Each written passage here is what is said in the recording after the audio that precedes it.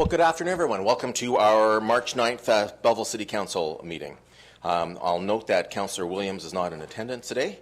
And before we move to our moment of reflection, I would like us to take a moment to honor Mr. John Williams. John was a longtime business owner in Belleville and contributed greatly to our city's progress. In addition, he served on City Council in Quinte West and as mayor for 2 terms.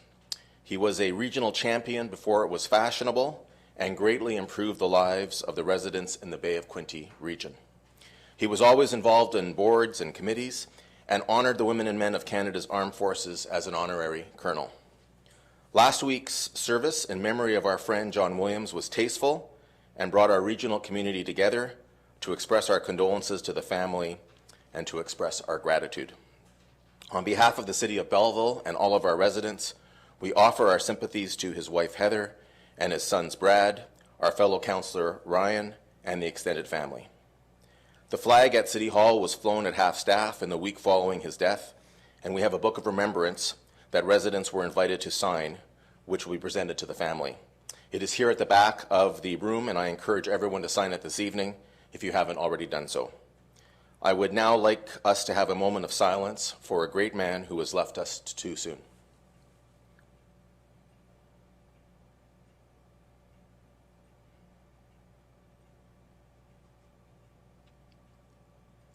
Thank you. I'd like to ask everyone to remain standing while we ask Director of Corporate Services, Matt McDonald, to lead us in a moment of reflection. May we be worthy custodians of all that has been entrusted to us. Help us to be concerned only for what will promote good government. May we bring to our council chamber minds that think and hearts that feel, always having respect for others so that we may serve the people of our city in a helpful manner and for the good of all. Thank you. You may be seated.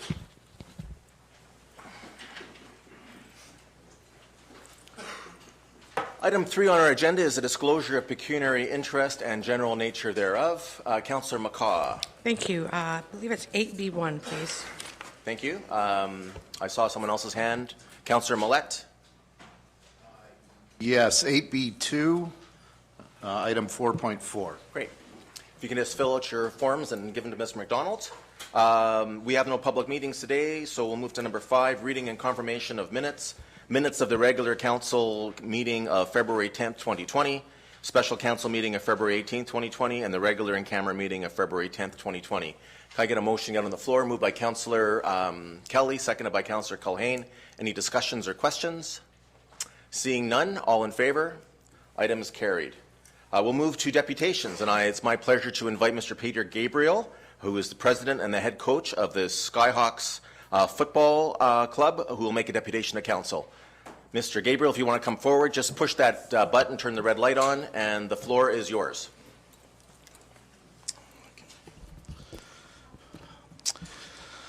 Thank you, Your Worship and members of council, for allowing me the opportunity to share with you about our organization and the exciting news that is coming to Quinte area for 2021. Under our parent nonprofit organization, No Limits, Quinte Skyhawks was born in 2017 with the endorsement of the Canadian Armed Forces, bringing varsity level football for ages 15 to 19 to this area, something that has never been done before.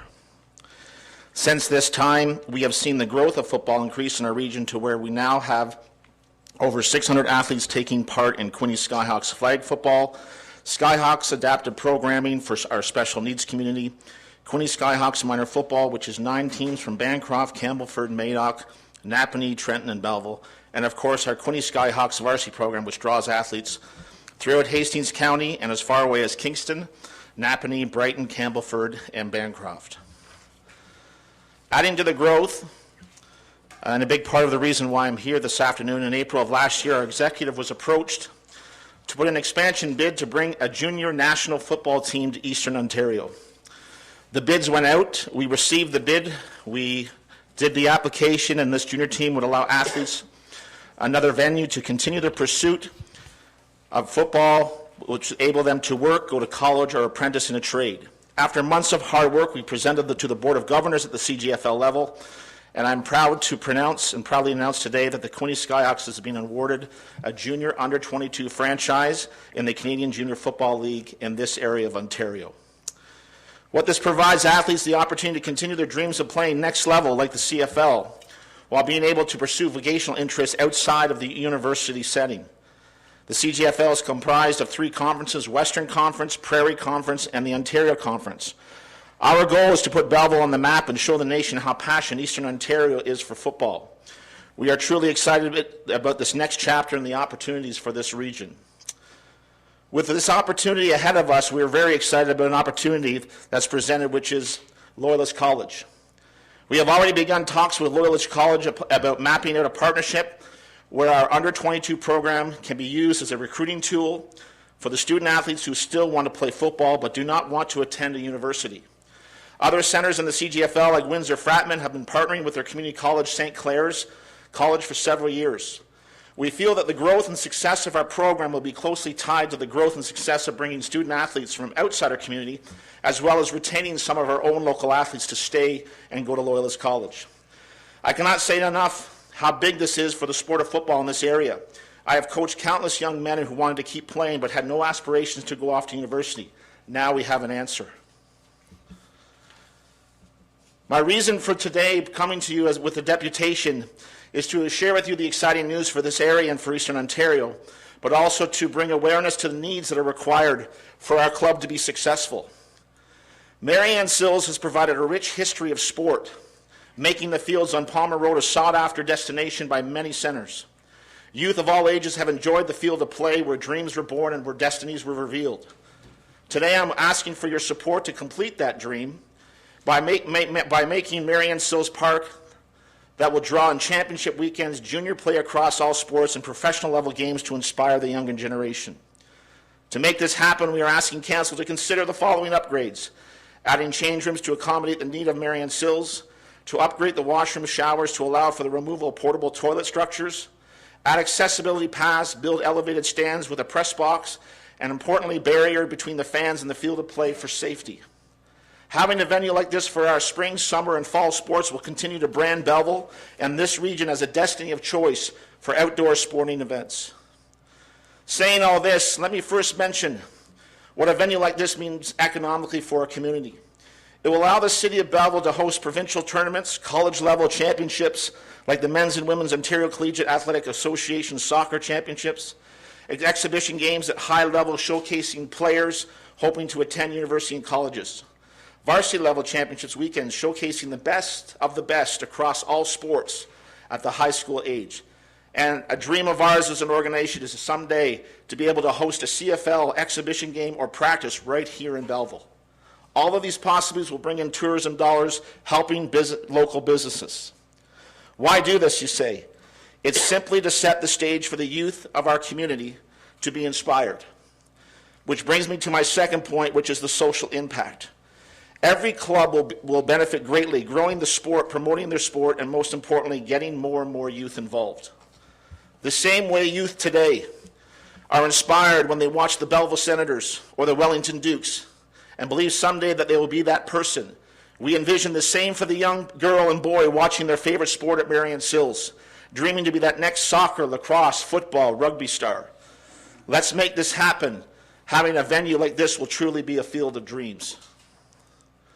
Today I stand with a group of passionate volunteers, supporters, and families, current players and future players that are yet to come, that need the support of the city to make this a success, not only within our organization, but across all genres of sport that call Mary Ann Sills Park their home.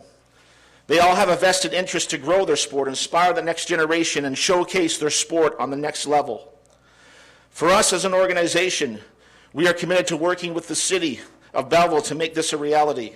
Our commitment includes committing financially to this venture, looking at ways to fundraise and also ways to reach out to community organizations that will support such a venture. You need to hear today from myself as the president that our commitment is strong and real, and we want to showcase proudly to our country the dynamic, progressive community Belleville is. In closing, I'd be remiss if I did not take this moment, which has allowed me to have this microphone to speak to the city, to thank the city of Belleville for their continued support. Specifically, I would like to thank Roland from Parks and Rec, who was there from day one, always making sure our game day was a huge success.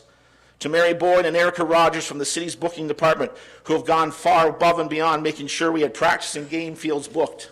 to Mark Fleur and Joe Reed for taking time to listen, to meet, and support this project, and to our mayor from day one who has been a huge supporter of our efforts.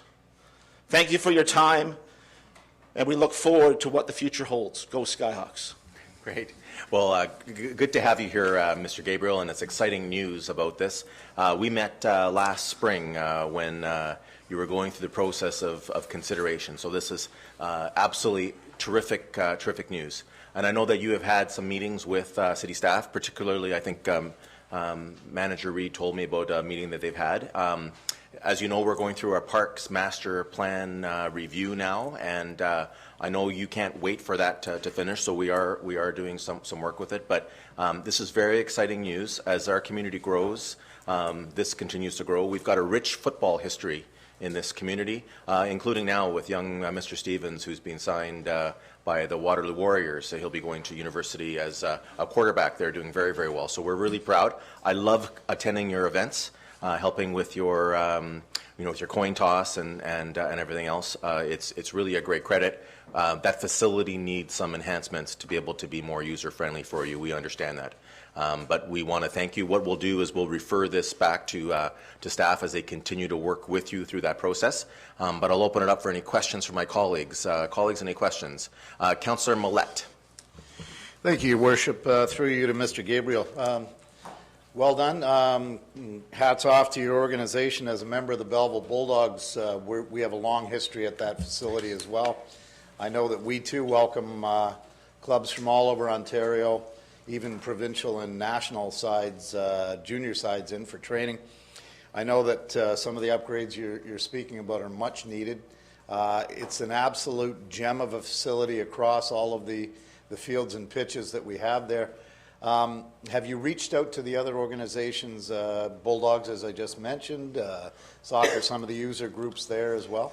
Yes, we have. I'm still waiting for talks with the rugby club. I have been in contact with not the president, but with Mr. Howe. Mm-hmm. I've also met with Jordan from the soccer club, who represents the Belleville Youth Soccer Club and Loyalist College, and the overwhelming response from every user group, and when we meet as a user group meeting to secure the facilities for the spring and fall, it's a talk around the table, very much so. Well, as somebody who was there from day one working with the Legion, developed the original MA Sills track and field, and to watch the evolution of this, I can tell you that I'm fully supportive of everything you're doing here, and it's the next step in the evolution of as I said, an absolute gem of a facility. Mm-hmm. So all the best luck to you. Thank you. Thank you, Councillor Millette. Councillor Culhane. Thank you, Worship, through you. Mr. Gabriel, thanks so much for your detailed presentation. It's excellent. I particularly zero in on ages 15 to 19 because they're difficult years, and if anything, those young people need discipline, organization, standards to meet, control, and the understanding of a team concept. Congratulations on achieving that franchise, and this has wonderful potential for the community. Thank you for all your work. Thank you. Appreciate that. Right. Thank you, Councillor Culhane. Councillor Kelly. Thank you, Mr. Mayor. Through Peter, I just wanted to congratulate you too. I've seen this football program start from day one, and you mentioned 600 kids, and those are some big numbers. They're rivaling hockey numbers, I'm sure, here in Belleville registration. And the volunteers and the coaches, I've had a chance to be at a game on a Saturday for the Skyhawks. It's like a CFL atmosphere there. It's exciting. And I know when those teams come in from, I think it was Toronto and Whitby or Oshawa last year, boy, it was the real deal. So congratulations and with the Canadian Junior Football League. I did want to get this in, though. What's it cost, if you can kind of just give us an idea, the cost to get someone in a football program, let's say little boy, 16 years old, wants to play. What's the startup for him to get, or her to get going? The cost to play for Skyhawks is $550 registration. That it covers all travel by coach, all meals included. This year we have to go to the Suez, so that includes an overnight stay in a hotel. So we raise a ton of money from this community. It's been amazing supporting our organization. And our mandate for the overall No Limits Youth Organization is to make it affordable. And if it's not affordable for all, we find resources to make it affordable through grants, through Children's Foundation, through a number of organizations that really step up to the plate and help us. So the overall cost per individual is $550 to register and to play Skyhawks this coming summer. Okay, thank you. And I just want to say good luck this upcoming season and all the best. Thank you. Thank you. All right, anyone else? Well, Mr. Gabriel, thank you very much. I think the city has been good supporters of your program since beginning. In your first year, we helped you with your costs of your rental of the field, and your organization is growing. Like Councillor Kelly, I want to tip my hat to the volunteers and the coaching staff. And this is not just a couple of coaches. This is a whole staff that are involved with these young athletes, and the success speaks for itself. I think we would all like nothing more than to see a CFL exhibition game played in Belleville, Ontario, and we will work with you as we go forward. Thank you. Councillor Millette is correct in the sense of this really needs to be a coalition of all the groups that use those facilities, because we have a number of them, including track and field and rugby and soccer and of all ages. So let's work on that and bring it forward. And thank you very much for coming today.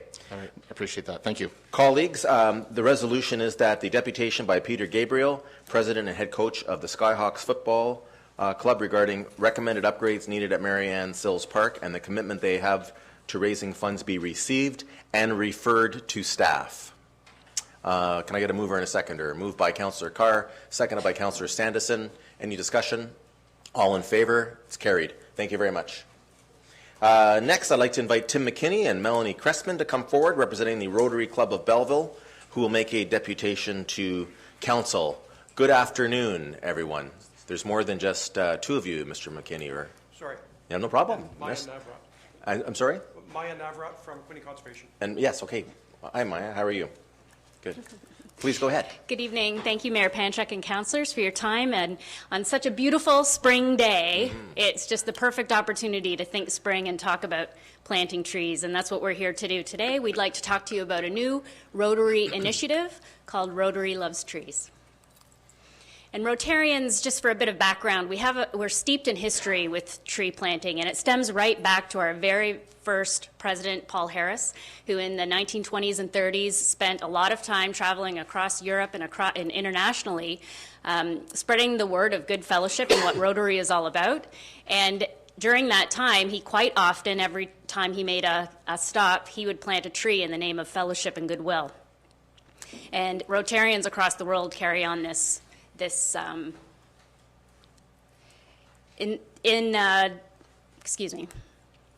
for Belleville Rotary Club's 75th anniversary, we had actually a local tree planting project. And they marked the 75th anniversary in 1995 by planting a treescape between Herchmer Avenue and South Foster Avenue along the Keegan Parkway. This green canopy would enhance the beautification of Water's Edge, where the Kiwanis Bayshore Trail had recently been developed. The idea was to allow the residents of the community to purchase a tree which would be dedicated to the treescape project. Each tree was identified with a number and the donor's name on a nearby plaque. And this was a successful project. Today, you'll find donor plaques along the Rotary Keegan Parkway commemorating the trees that were planted through this initiative. So for Rotary's 100th anniversary, which is this year in 2020, we'd like to plant a few trees. We'd like to plant a tree for every resident of Belleville. 50,000. I know this isn't an exact number. In fact, almost every time we bring this up in a group, somebody makes a comment of there's 53,000 people or there's 54,000 people. Whatever the number, it's a lot of trees, and we hope to mark one for every resident. Now, Tim is going to tell us how we're going to do it.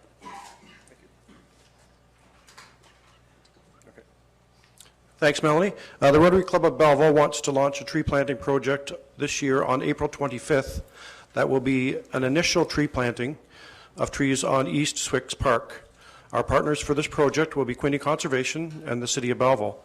The overall goal, as Melanie mentioned, is to plant 50,000 trees in the city over the next few years.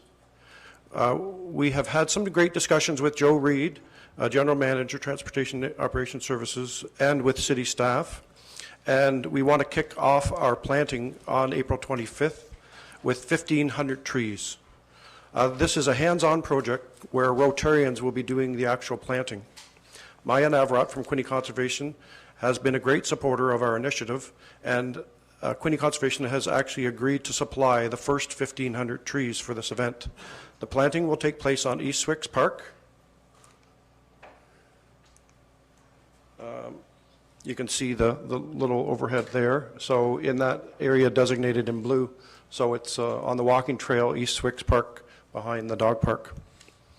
The Rotary Club of Belleville have approved the project in principle, but our committee will be seeking more formal approval at our board meeting next week for the 50,000 trees. In April, Rotary Loves Trees Committee plans on launching a website to do the fundraising for the remaining trees. We will be looking for city residents and Rotarians to get involved in forming teams to fundraise and to do future tree plantings. We would hope that another day of tree planting would occur this fall and an even bigger event in the spring of 2021. And I'm going to pass it on to Maya to talk about the benefits of trees.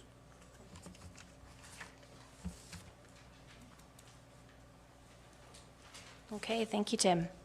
So we were approached at Quinte Conservation to help them select some native species appropriate to the sites. And so we're excited to be working with the Rotary of Belleville to get 50,000 trees in the ground. We have an interest in seeing more trees in the ground for a whole variety of reasons. Back pre-1800s, this region of Ontario would have been covered with approximately 85% trees.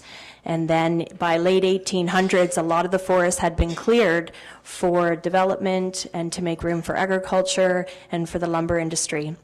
And so by late 1800s, it was reduced to about 20 to 30% forest cover. Today, we're at approximately 38% forest cover. And with emerald ash borer now hitting our region, we're looking at a 10 to 15% loss. So when we have community groups that we can work with in our municipalities to get trees in the ground, we want to take those opportunities. Those trees help to slow intercept and slow the rainfall and slow runoff off the land into our rivers, creeks, and our lakes. And so as they're slowing it, that means less water flowing in, reducing the potential for flooding. It's also allowing that water to recharge back into the ground, and it has the filtering properties as well, so it's cleaning that runoff water. And it's also improving habitat for wildlife and sequestering carbon, atmospheric carbon, in its tissues, so it's also helping to address climate change. So what I'd like to ask of the City of Belleville today is to consider any municipal lands or parts of parks like we're doing at East Swicks that can be replanted with trees. We are also appealing to private property owners, and we're also planting up shorelines in municipal parks, and we did do your Riverside Park last year, where we focused on a lot of low flowering shrubs, wildflowers, and some trees in the mix. So something for the city to consider. Thank you very much, Maya. Is that the end of your presentation? All right. Any questions or comments? Councillor Millette. Thank you, Your Worship, through you, and thank you to the delegation.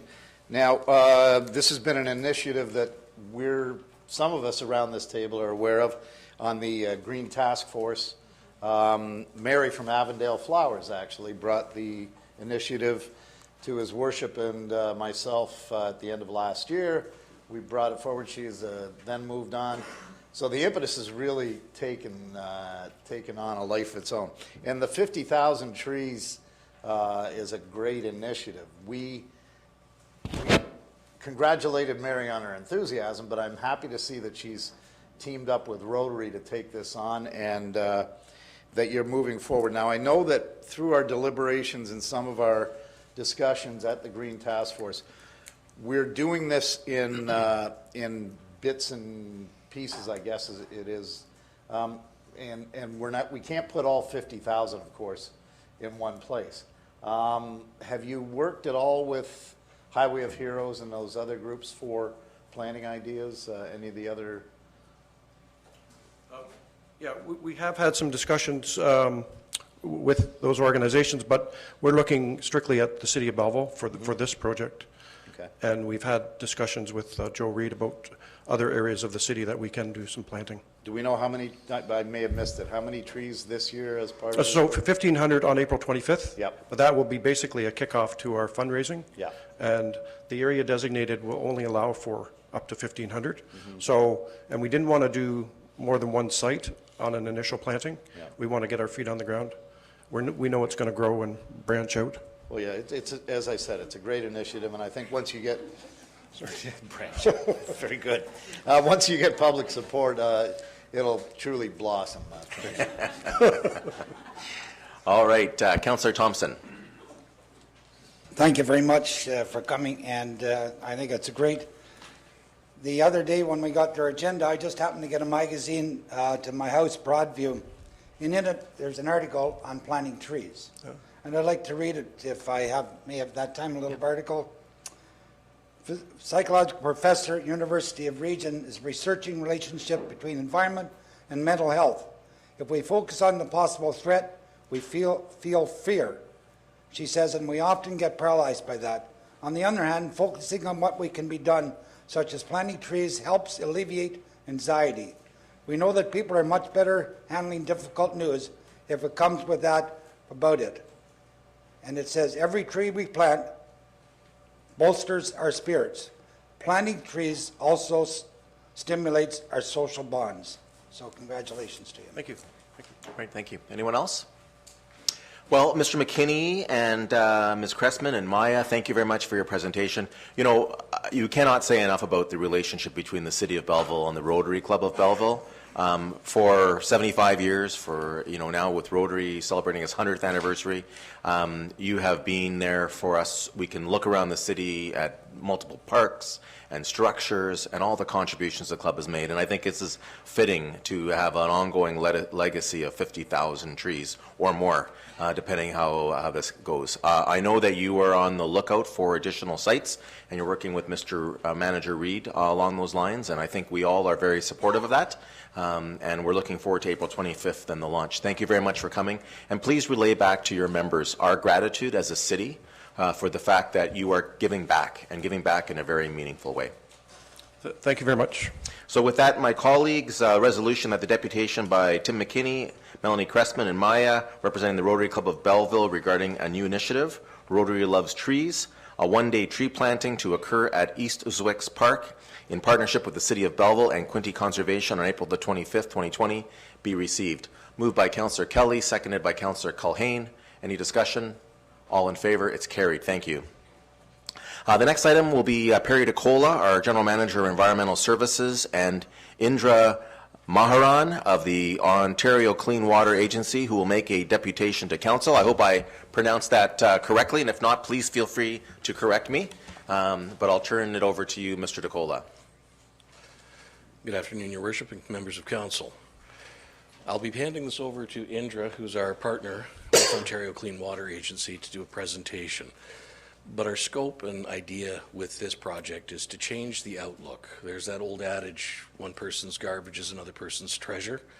Well, we're taking something that's far worse than garbage and potentially turning it into something of higher value. And our partner and great working partnership with Ontario Clean Water Agency gives us an opportunity to look at different ways of doing things. We will not be the first in the province if we manage to reach this objective, but we'll be very close to the bleeding edge of this field. So without further ado, I'll hand it over to Indra. Thank you. Thank you, Your Worship, and members of Council and staff for the opportunity today. I think it's arranged in a really nice way, talking about sports and then parks and now wastewater. So as Perry said, in 2018, the new government released its Made in Ontario environmental plan, and the plan is basically the guideline for this document, how to meet its climate change goals as set by the Canada. So the environmental plan very much highlighted the need of use of biogas, organics diversion from the landfill, typically food and organics, and now the government is looking where these stuff's going to go, where are these resources going to go, and there's about 68 anaerobic digester wastewater treatment plants in Ontario, and the city has one. So it's a very scarce facility to have and own. So the project involves bringing in the food waste and using the biogas and cleaning the biogas to convert into a commodity called renewable natural gas, which can be sold to the gas utility currently there's no market in Ontario, but in BC and in Quebec at a very premium price, which is also considered as a clean fuel. City of Stratford is exploring one of these similar projects, and the project was highlighted in the environmental plan. So the environmental plan also talks about which are the key specific priority areas for this government. And this project falls under multiple of these areas, namely innovation, clean fuels, conservation, organics, diversion, and a whole bunch of. So this project is very much aligned with the governmental priority at this point of the time. And in addition, supplementary to the environmental plan, the government also released elaborate document on organics diversion framework. And there's some text in this slide which basically highlights that this government has acknowledged that the landfill diversion for the organics actually contributes towards economic activity by treating the waste as a resources and subsequently economic activities down the line. So basically the whole concept of this project is to convert the wastewater plant into a resource recovery plant. Now coming back to some local drivers, why are we doing this? The plant as of now, as per the master plan that the city has been conducting, needs certain investment in different components of the plant to keep it working, typically around the digesters, which is a key component of this project. The city is involved in a county-wide organics collection program, and right now the city collects around 1,100 tons, 20% diversion rate, and pays $233 to send this material to 300 kilometers away to the Moose Creek. So this can be self-consumed in this new facility if constructed.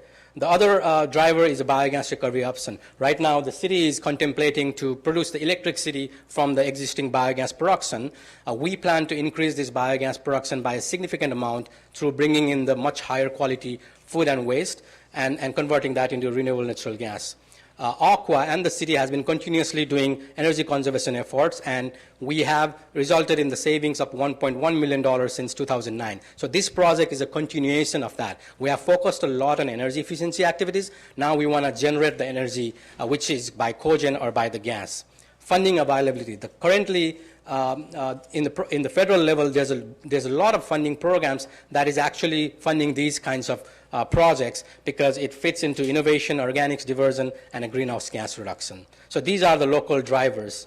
Now, the overwhelming arching driver is in North America and in Europe, wastewater treatment plants are always considered as a cost recovery or a cost center because we collect the rates from the ratepayers and then spend the money as we need to operate these plants. The fundamental shift that's happening across the jurisdiction is converting this treatment philosophy into a resource recovery. So we are treating this wastewater influent and food and organics waste as a resource commodity and using this facility to recover the resources, namely biogas, converting biogas into fertilizers, and also recovering phosphorus and other commodities. So that's where this project fits into. So now a little bit of history is that we started this project with the expression of interest. We went into the market and invited whoever is interested in exploring these options for the city of Belleville. We received 6 submissions, 3 submissions which shortlisted based on their capabilities, and we commenced this feasibility study. 2 of the submissions were made by Anaergia and the Suez, and the study itself was 50% funded by the FCM, so which also highlights the importance of this project. Next steps I'll cover in another slide. So basically those 2 consulting companies, including the technology provider, explored various options, which I'm not going to go through, a lot of details in there. But primarily what they looked at the various options of how much organics this plant can handle. In addition to treating the wastewater effluent that is already doing its job. So on top of doing the regular treatment functions that the wastewater plant is currently doing, how much additional food waste it can take and digest it and then increase the biogas production. So both companies, both tech service providers look at various options, and the options range from somewhere around 9,000 tons to 25,000 tons. The payback ranges from 7 years to 20 years, and the cost involved from $4 million to almost $25 million. So again, these are our preliminary cost and numbers based on the feasibility study. The full report is available, and I will be happy to answer all. So as the fundamental difference is between these two studies is the technology. And as you know, we're trying to use the existing asset that we have. So we will introduce some innovative technologies on the digestion that will actually free up the capacity of the digesters and escalate the digested process that enhances the biogas production. That's the whole concept here. So implementation models. Now, these projects are such a high priority for a lot of investors, a lot of technology providers, and project developers in the market. We have seen that most of these projects are implemented through P3 models, where public-private partnerships in the various forms, and also or municipal services corporation model. So that basically reduces a huge financial burden and the investment on behalf of the city. On top of that, there's a lot of financing, whether it's a grant or funding available through various federal and provincial agencies that the city can apply. Now, as I said, Stratford, we are working with the city of Stratford, and early this year, the city approved to implement the project and go to the construction stage. So this is just to explain you, this is the model in Stratford. As you can see, this will be the Municipal Services Corporation model. The project was implemented through MSC model. The technology provider is also investing on this project for a $2 million. So the total capital cost of this project is $22 million. It will be similar size for the city of Belleville too. That's our estimate as per now.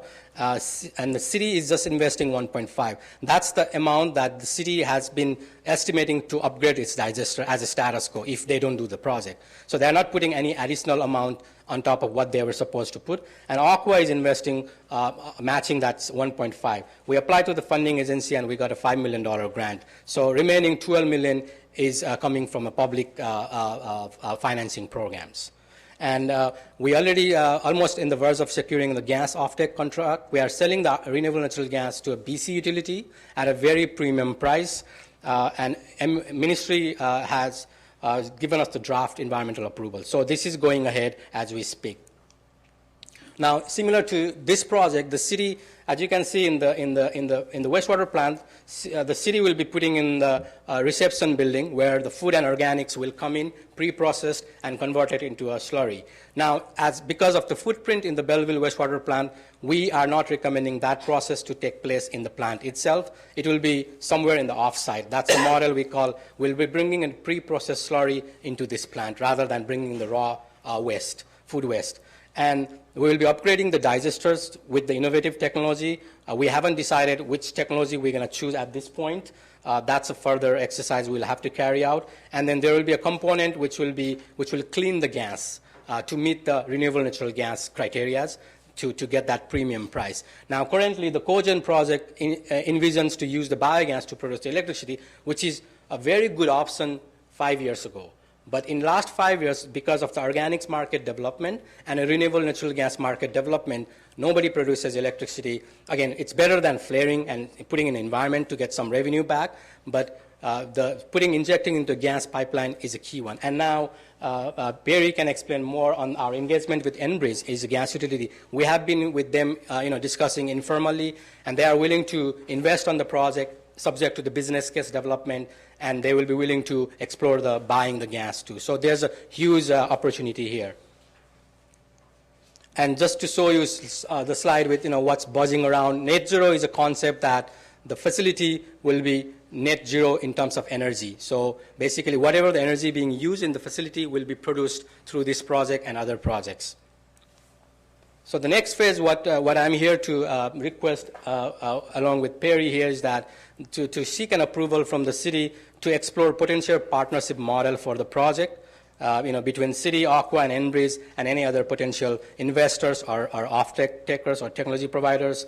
Proceed with the non-binding MOU, Memorandum of Understanding, with Aqua, Enbridge, and potential waste suppliers. As I said, these scenarios are built on the best available information and what the plant can handle. So we need to have some agreements, non-binding agreements with potential waste supplier so that we can start concretizing our business case to come back and report to the council. Also, there's funding opportunities here. So I'm seeking approval from the council to apply to those funding. Again, these are all non-binding, and we can come back to the council and say, we got this much funding, these are the solid business case back. and continue with the remaining 30% engineering design to refine the numbers that has been developed at some cost. Thank you. Mr. DeCola? Just add one more comment or just a little bit of context to this. As Indra had said earlier, it's very common that we've always done the shall. We shall treat the water before we discharge it back out. But what we've lost track of is the potential other streams. There's a liquid stream, a solid stream, and a gaseous stream. And we can monetize both the gaseous stream, so the gas that we produce can be sold. We're moving into an energy production process right now that's part of a stabilization of our electrical rates. Up to 80% of our electricity will be stabilized at 2016 prices for the next 20 years. And that's a co-partnership with a lexicon, and there is zero cost to the city of Belleville for capital costs. They are paying all of that up front, and we're just buying the electricity from them at 2016 prices. The higher end is the generation of the natural gas, because once you own the molecule of gas, you put it into the system, it's like putting it into the bank. That molecule can go anywhere within the network, which is all through North America, so whether it be here or in California, someone can take it out. It's just very similar to us putting money in our bank account. Say we went to TD, put $10 in there, and we were in downtown Toronto or British Columbia, we could withdraw that $10 from that bank. That same aspect is how the gas works. We put it into the network, it's banked, and if we sell it in California, it's just being removed from that part of the network. And the rates are substantially higher than the amount of energy that we're taking out of the system. Traditionally, it's about a 2.5 to 3 times greater energy recovery over the energy that we put into the system. So if we're putting in somewhere in the vicinity of $500,000 to $600,000 worth of electrical and gas costs per year, if you can achieve 2 times that equation, you're looking at somewhere in the nature of $1.2 million. We do have a lot of people that are interested in this. And again, the 3 Ps or PPAs don't stand for public pays always or public pays permanently. We try to set these up in a situation in which we can mitigate the risk to our customers to make sustainability proper. Thank you. Great. Thank you very much. And I'll note that item 8B12 on the agenda deals with this matter later on. Thank you very much, gentlemen, for your presentation. Colleagues, any questions or comments? Councillor Millette. Sorry to be so verbose this session. I guess through your worship to Mr. DeCola, well, seeing as you're at the mic, and it was referenced already that similar setup is underway in Stratford. I did a little homework on this and found that in Stratford, in fact, it's not being too terribly well received by some because of the volume of trucks that you have to bring into the plant. Now, you mentioned perhaps treating some of the materials off-site. You're still going to have to truck it to the, how much tonnage are we looking at to make this viable? I know that in Stratford they're saying would see as much as nearly 26,000 tons of organic waste trucked into the city or into the facility each year. That's a lot of tonnage, a lot of truck traffic into a small area. I'm sure that the people in the St. Paul neighborhood with 26,000 tons of material annually or more might have some concerns. What are we looking at in terms of tonnage? So we have options at this point from 9,000 to 21,000 tons. So if you go by the tons, it's a big volume, but if you put in a trucks, it's about 6 trucks maximum in a day.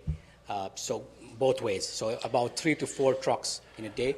And the key differences between the Belleville plant and the city is the city of Stratford was located really, it was constructed on the outskirts of the city, but the residents and other purpose buildings grew, so that was the key one. That's why, as I stated, the fundamental cause of the trucking was the city of Stratford project has a reception building and a processing building in the facility itself. That's why in this case, one of the things we did was not just because of addressing that reason, but also because of the footprint available in the plant, we are taking that whole component somewhere else. So it can be in landfill or some other, we have in the report, but that eliminates the odor and the noise issue related with that. But we are not saying that there will be no issues. There will be still more trucks than it is here. One other point just to add to that is that what most people don't realize is that somewhere in the vicinity of 40,000 cubic meters of sludge is hauled out of that facility every year from the periods of April till November. And those trucks really aren't noticed. It could blend in quite well. Okay, just two other observations, I guess. Mr.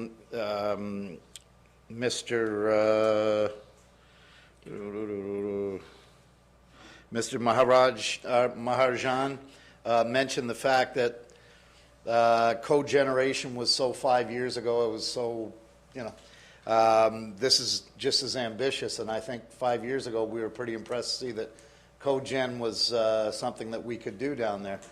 I think at a time when most people in this city are more concerned with not having wafts of sewage smell reach halfway across the city through large portions of the summer, this might be a bit of a hard sell at first, but I'm sure once this rolls out, and if you can make it a little more palatable and tell people that their backyard barbecue won't smell like a slaughter yard, it might go over a little better. Thanks. And Right, that's, thank you. that's, sorry. Thank you very much, Councillor Millette. Anyone else on this? All right, well, thank you very much, gentlemen, for your presentation. You know, they said run for council. It'll be exciting. And here we spend some of our days talking about waste and how to harness it for energy. This should be part of our recruitment campaign for next term for people running for council. As I said, this item is under the agenda later on under 8B12, and so I'm looking for a resolution that the deputation by Perry DeCola, General Manager, Environmental Services, and Indra Maharan of the Ontario Clean Water Agency regarding Belleville Co-Digestion Feasibility Assessment and possible next step be received and referred to item 8B12. Moved by Councillor Culhane, seconded by Councillor Sandison. Any discussion? All in favor? It's carried. Last deputation today, 6-4. And I'll just encourage people, as they're leaving, don't forget about the book at the back of the room, the book of condolences for the Williams family. If you have to duck out, please just sign that on the way out. At the end of this meeting, we will conclude that. But I'm now going to ask Quinte Conservation to come forward to make a deputation regarding the South Foster Avenue retrofit stormwater environmental assessment. Good afternoon. Hi, thank you. My name is Olivia Hughes. I'm the Stormwater Project Coordinator for Quinte Conservation, and I'd just like to share a final update to the Council about the South Foster Avenue retrofit stormwater project. So this project was a partnership between City of Belleville staff and Quinte Conservation. The city provided $50,000 of cash and in-kind contribution. This included staff time, intellectual property, that type of thing. Quinte Conservation provides project management and supporting funding. The total value of this project is estimated to be $160,000. So to give some context, the Bay of Quinte has been designated an area of concern since the mid-1980s. This was for a lot of reasons. Essentially, human activity has impacted beneficial uses to the bay that people really took notice and said we needed to take action. The central issue has been and continues to be excess phosphorus. This is an issue because it contributes to eutrophication of the bay, so we're concerned about the uncontrolled growth of nuisance and potentially toxic blue-green algae. This has, further effects on aesthetics, on recreation, taste and odor issues in drinking water. So what we know is that phosphorus is a constituent in stormwater, and we know that most of the urban areas around the Bay of Quinte don't have any kind of stormwater treatment. This includes portions of Belleville. To put this into perspective, the amount of phosphorus coming from urban stormwater that's untreated is roughly equivalent to the amount of phosphorus we see from sewage treatment plants around the bay. So it's not insignificant. Because of this, Quinte Conservation created the Stormwater Implementation Program about 5 years ago now. We work on updating design guidelines, providing input to long-term strategies, and partnering with municipalities to plan and design retrofit stormwater treatment. This includes this South Foster Avenue project, as well as many others around the Bay of Quinte. Most of these projects follow a Schedule B municipal class environmental assessment project. I've just shown you quickly here an overview of the steps that is taken. This is a standard project under the Canadian Environmental Assessment Act. So to give some context, why South Foster Avenue in particular? Well, in 1993, the remedial action plan for the Bay of Quinte made over 80 recommendations on actions that needed to be taken. 12 of them were specifically related to remediation of bacteria and nutrients. That includes stormwater. And following that, the City of Belleville undertook a pollution prevention and control plan study in 1997. Several catchments were identified as priority areas that require remediation for contaminants and bacteria, and this includes South Foster Avenue. Work since then has also reinforced and emphasized the need for remedial stormwater treatment. So to give the council an idea of where we're talking about, this is a map from Belleville's 1997 PPCP. Circled in red is the location of Q80, which is the South Foster Avenue outfall. This slide is a closer up view of the catchment area. So the entire area in gray are all the lands that drain to a single point approximately where the red star is. This is 118 hectares of developed urban lands, which is roughly 300 acres. So all of this drains to the Bay of Quinte, completely untreated currently. Now, following the 1997 report, the City of Belleville did undertake work on this project to assess what are the needs in this area for stormwater. And recommendations were made, however, there were challenges to implementing it. At the time, there needed to be more consultation with members of the public as well as with park staff and following up on recommendations from park staff at that time. Technical work that was undertaken was was able to be used in this project, though. So moving ahead to 2018, the project team needed to look at what can be done in this area, how can we remediate stormwater. So 5 different treatment technologies were evaluated. This includes wet ponds, a flow balancing system, filtration, green infrastructure, and oil grit separators. And to evaluate these, the project team used 5 criteria.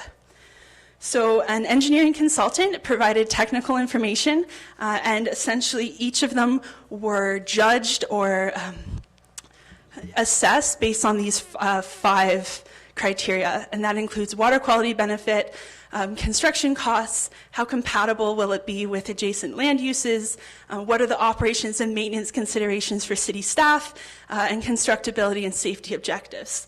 So each of these treatment technologies were evaluated, and we came up with this little summary chart. Here's essentially how they stack up objectively against each other. And I've just highlighted in blue the highest scoring option. This is a treatment train that consists of a wet pond and oil grit separator units. So why was this the highest scoring option? It's become the recommended solution for this project. It's because it gives the best balance of those 5 criteria. So it has the best scores in combination of water quality benefit, cost, land use, etc. This is because it removes contaminants to an enhanced level as defined by the Ministry of the Environment, Conservation and Parks. It's a very familiar technology, both in Belleville and throughout Ontario. It gives value for money as a relatively cost-effective as well as environmentally effective option, and has the potential for phased implementation as future funding opportunities or concurrent projects arise. So to give the council an idea of what some of this might look like, I've included a couple pictures of wet ponds. Oil grit separators are typically underground. You don't really see them except for manhole. This just gives you an idea of some of the aesthetic changes you might see. So here is an overview of the proposed area where a wet pond would be implemented.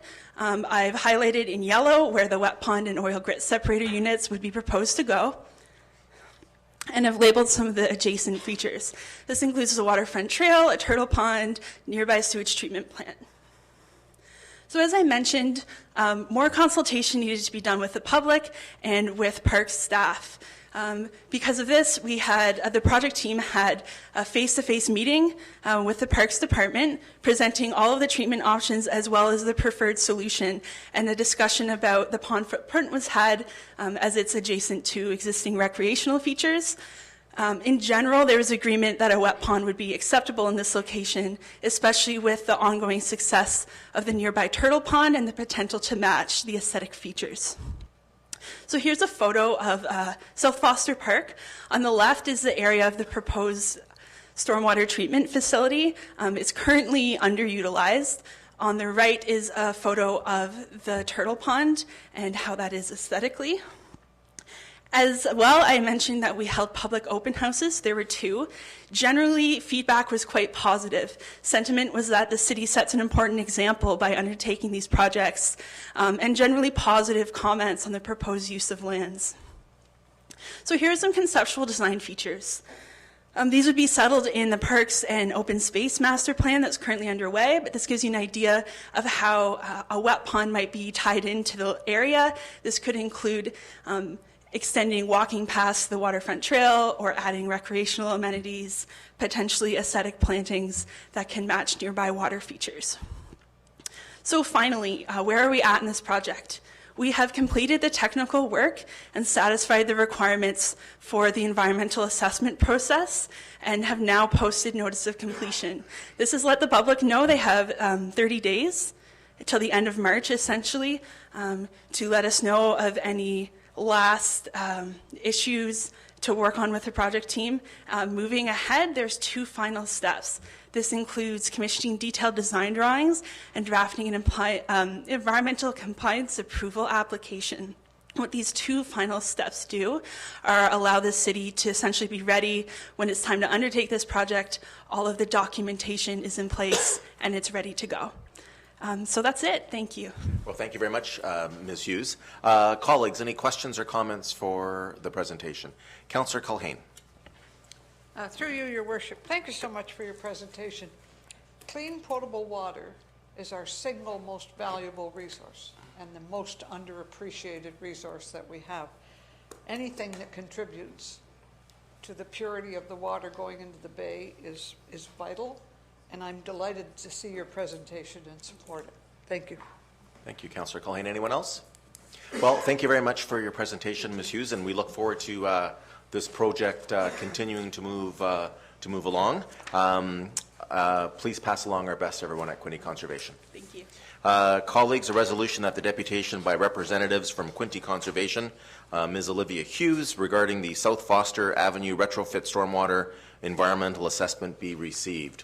Moved by Councillor Sandison, seconded by Councillor Carr. Any discussion? All in favor? It's carried. Correspondence. We have one item of correspondence, and it is a February 25th, 2020 email and letter from Brian Woodley and Troy Domage of the City of Belleville Pipes and Drums Band, and a resolution that the February 25th, 2020 email and letter from Brian Woodley and Troy Domage of the City of Belleville Pipes and Drums Band regarding an event to celebrate the 75th anniversary of Victory in Europe Day on May the 8th, 2020, be received and referred to staff for assistance as requested. Moved by Councillor Kelly, seconded by Councillor McCaw. Any discussion? All in favor? It's carried.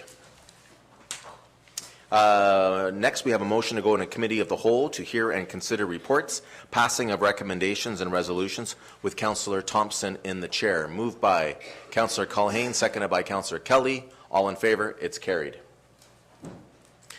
Councillor Thompson, it's all yours.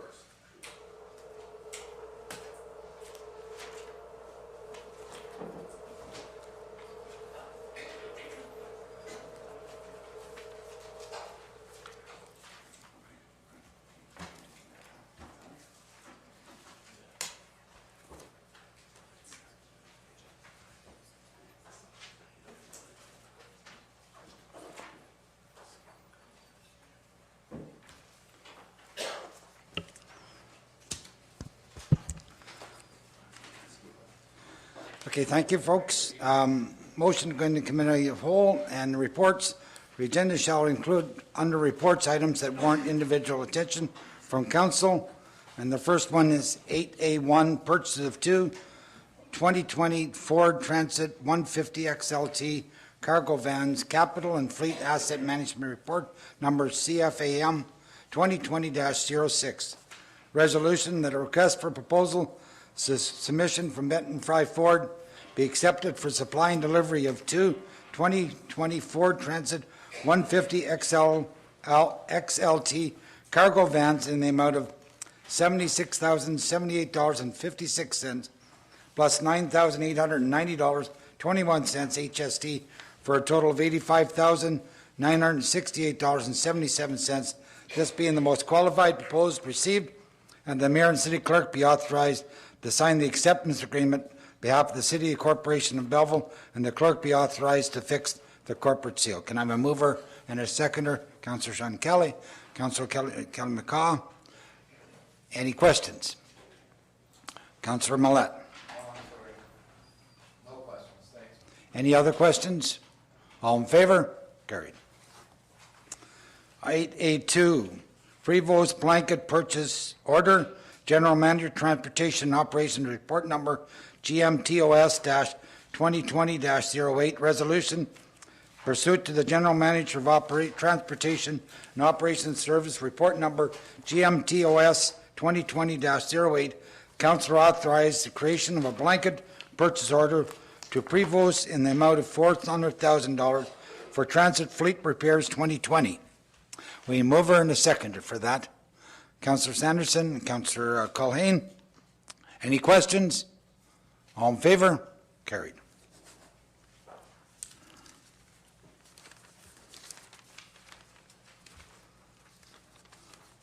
And the next item is council's consent items.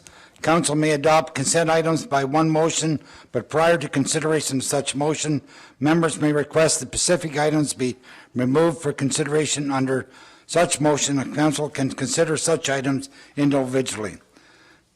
That the following items be removed with the exception of items number, and Councillor Cullen. 8B 22 and 23 and 8B 27, please. Councillor Carr. Just 8B 20, please.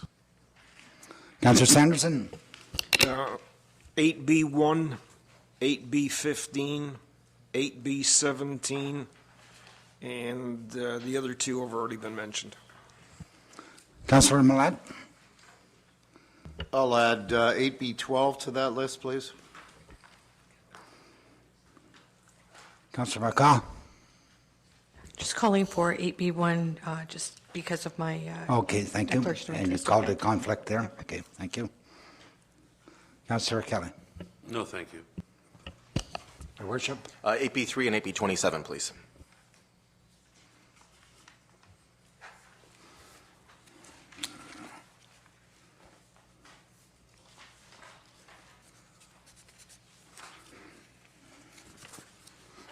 Okay, now, we need approval of, yep.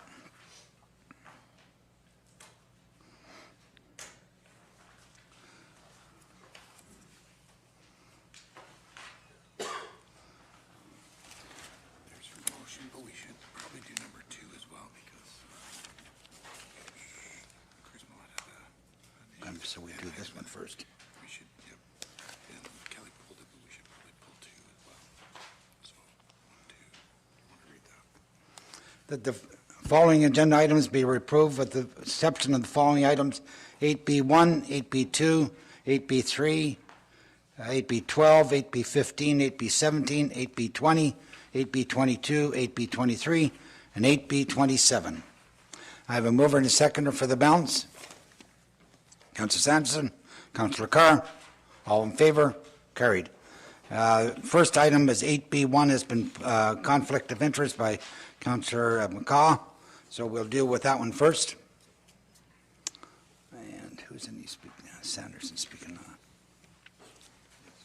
now. So 8B1 is recommendation report to application for proposed amendment to zoning bylaw number 10245, amendment -20 or 219 and 225 Dundas Street East, City of Belleville, County of Hastings, file number B77-1099, owner applicant fixed for life David and Darlene Quincy, agent Keith Watson, OL Watson and Land Surveyors, principal planning report number PP 2020-15. Resolution that the Planning Advisory Committee recommend the following the City Council, the application B77-20 or 1099 to amend zoning bylaw number 10245 as amended regarding 219 and 225 Dundas Strait East, City of Belleville, County of Hastings be approved as follows. That the zoning bylaw number 10245 as amended be amended as a condition of consent application B24/19 by rezoning the retained parcel 225 Dundas Street East to highway commercial C3 zone with special provisions and the severed parcel 2019 Dundas East to general commercial C2 zone with special provisions and the bylaw amending zoning bylaw number 10245 being a bylaw to regulate the use of land and the height, bulk, location, size, floor area, spacing, character, and use of them may be prepared for council's consideration. We need a mover and a seconder. Councillor Sanderson, seconder, Councillor Millett. Councillor Sanderson, you have a question. Yeah, thank you. Through the chair to Director Ashton. At the Planning Advisory Committee, the issue was raised about the condition of the building at 219 Dundas Street East. And I believe bylaw officers were going to take a look at the property and perform an inspection. I just wonder if there's any update on that. I think I had, after the Planning Advisory Committee, I discussed it with the chief building official, and he informed me he would advise of the concerns of council, and he would send them to investigate. As far as whether or not they've actually went to the site as of today, I'm not sure, but he said the process was underway. Okay, thank you. Any other questions? All in favor of the motion? Carried. The next item that was pulled was 8B2, so we'll address that right now. And Councillor Millett declared conflict in this one, did he? Sorry, not 8B2. Did I put? You said 8B2, sorry. No, sorry, 8B22. It's the grant regarding the Bulldogs Rugby Club. Item 4.4 on item B, 8B22, sorry. Yeah. So can we have a motion to approve 8B2 then? Without me reading it. Your Worship? Councillor Colleen, all in favor? Carried, thank you. So the next item is the 8B3, Your Worship. A recommendation report for proposed draft plan subdivision lot 8 and 9 of registered plan number 124, City of Belleville, County of Hastings, owner Andy Gertzma,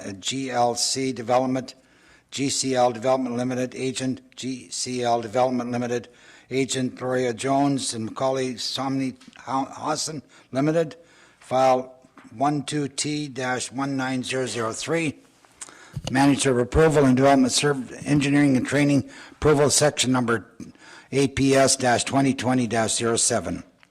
Resolution that the Belleville Planning Advisory recommended to the Council of the City of Belleville that approval of the draft plan subdivision prepared by Ainsley Group dated October 30th, 2019, as shown on the attachment number 2 to approval sections report number APS 2020-7 be granted the lands identified as lots 8 and 9 of register plan number 124, City of Belleville, County of Hastings, file 12T-19003, subject to the draft plan conditions outlining the attachment number 3 approval section report number APS-2020-7. We move by Your Worship, the seconder, Councillor Sean Kelly. Your Worship. Thank you very much, Councillor Thompson. I supported this application at the Planning Committee, and I gave notice about a question I wanted to ask. As we know, the The work is almost completed at the roundabout at Maitland and Farnham Road, and we're seeing high traffic volumes on Farnham Road north of where the roundabout is. And with this additional hundreds of homes that will be eventually constructed in this area, I wanted to have a clear understanding about what the schedule was for upgrades to Farnham Road north, particularly between Kipling and Scott Drive. And I know we have a written report, but I wonder if maybe Manager Ashton, for the record, can just go over again what the schedule is for upgrades of that very important road, because we're already getting significant numbers of complaints from people over the how that road is to drive, and I know that there's some concern about having more traffic and what that will do. So I wonder if we can request Mr. Ashton to give a brief report. Mr. Ashton? Yes, so $200,000 was included in the 2020 capital budget to complete the design for Farnham Road servicing and reconstruction from Maitland north to Scott Drive. The Farnham Road reconstruction project will include the reconstruction of the road to an urban cross section, curb and gutters and storm sewers with sidewalks along both sides of the road. New water mains and sanitary sewers will also be constructed as part of the project. The following project is scheduled into components. So it's envisioned that in 2020, 2021, complete design work and public consultation will be done. Engineering department will obtain necessary regulatory approvals, such as approvals from the Ministry of Environment, Conservation and Parks, Trans-Canada Pipeline, Enbridge Pipeline, etc. And then the commencement of property acquisitions will begin. In 2022 to 2023, Phase 1 will involve the construction of Maitland Drive to Kipling, subject to capital budget approvals, of course. And Phase 2 would be Kipling Drive to Scott Drive, the finalization of property acquisitions there, as well as the relocation of utilities, which would include Hydro 1, Bell, and Cogeco. And in 2024, Phase 2 would include complete utility relocations, construction, again subject to capital budget approval. And so it is split into two phases so as to address the need to upgrade Farnham Road as expediently as possible. It is also possible to keep the entire reconstruction project as a single project. However, due to the need to acquire property and to relocate a Hydro 1 distribution line in the area of Scott Drive, construction would have to be delayed until such time as the utility relocations are completed, which is anticipated to be early 2024. All right, thank you very much, and I appreciate that, and I wanted to get that on the record. So we're looking at 2 to 4 years for us to be able to upgrade that road, and I understand the process we're in, and we're at the design stage, and we need environmental approvals from the provincial ministry. What I would suggest is that our staff continue to have dialogue with the developer to find out about the timeline, because if the timeline should result in those homes coming to be constructed sooner, then I think we have to re-examine that, including some of the options that Director Ashton had mentioned about trying to do it as one project going forward. I know, as always, money is the issue. We don't have enough of it to do the projects that we need to, and we have to make difficult decisions. But I think with the large volume of new homes that are coming from this area and that additional assessment that will be happening, this is a wise part of the city to be looking at in terms of those upgrades. So thank you very much, Mr. Chair. Thank you. Any other questions? If not, all in favor? Carried.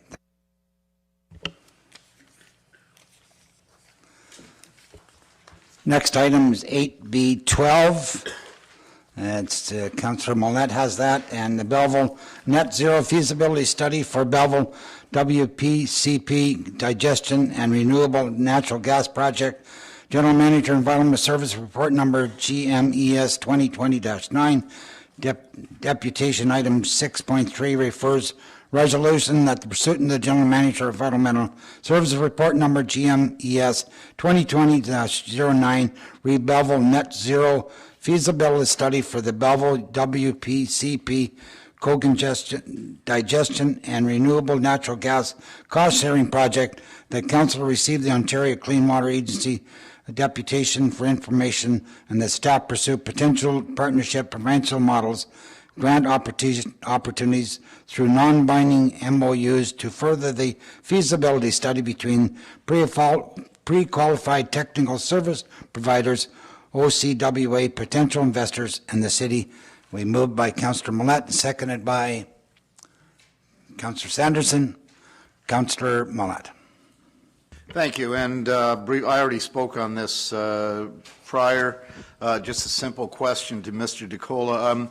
I see that we're looking for, the motion is that, that basically the conclusion to this, that staff will continue to, quote, work on non-binding MOUs with all potential stakeholders to get full project cost benefits for later consideration. Can you ballpark any of that when we'll see what exactly it is that the city is going to be asked to do and spend? Through the chair, and first off to the chair, I apologize for that long introduction that you had to read. Through to Councillor Millette. Sorry about that long intro. The whole goal of this is to continue down the path to figure out the feasibility, to see, we have interested partners in this. We do have projects that are under the wet weather master plan. We have to do digestion work. So if you're going to spend money on something, why don't we try and leverage it to maximize the effect that we can get out of that dollar? There's only so many dollars going around, and if we can maximize it, that's the best opportunity.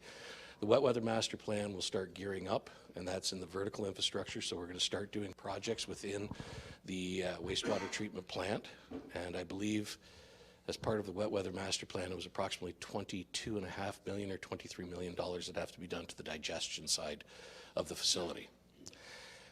A couple points on, just to bring one point earlier so that the deputation didn't go on too long. The odor issues are at the front end of the plant, and we have an issue that we would like to address that, at least in a temporary manner. So we'll be moving forward with that. So hopefully there will be lesser an effect or odor in that area. But we would like to move forward this year to try and determine where we are, to see what certificates that we have to go forward into planning. So maybe in a 2 to 4 year time phase to shovel. Sorry, can I just further, while we have Mr. DeCola on his feet, so you're saying this digestion gasification system, we're looking at 2 to 4 years by the time that comes, or 2 to 4 years before we can start seeing any benefits to odor reduction? Because I know they're to the digestion more or less process. Unrelated. Correct. But while we've got you on the hot seat and on your feet, and the odor issue, we're coming up to another summer season. When might we see some relief on that front? Through the chair, Councillor Millette, on the odor front, our partners at Aqua are working with staff to try and find a potential option that the ministry will allow us to do. We had a process in place that we attempted to do. We purchased chemicals that would be able to help nullify the odor, but we couldn't receive approval from the ministry because our ECAs, our certificates of approval, didn't allow us to run the system, and we would have had to spend a huge engineering project to move towards that. Our partners at Aqua found another opportunity that we're pursuing right now. So James Taylor and Blair McIntosh are working on another possibility to eliminate odor, but the key to it will be the encapsulation of the front end, the influent of that sewage treatment plant. Any other questions on the item? All in favor of receiving? Carried.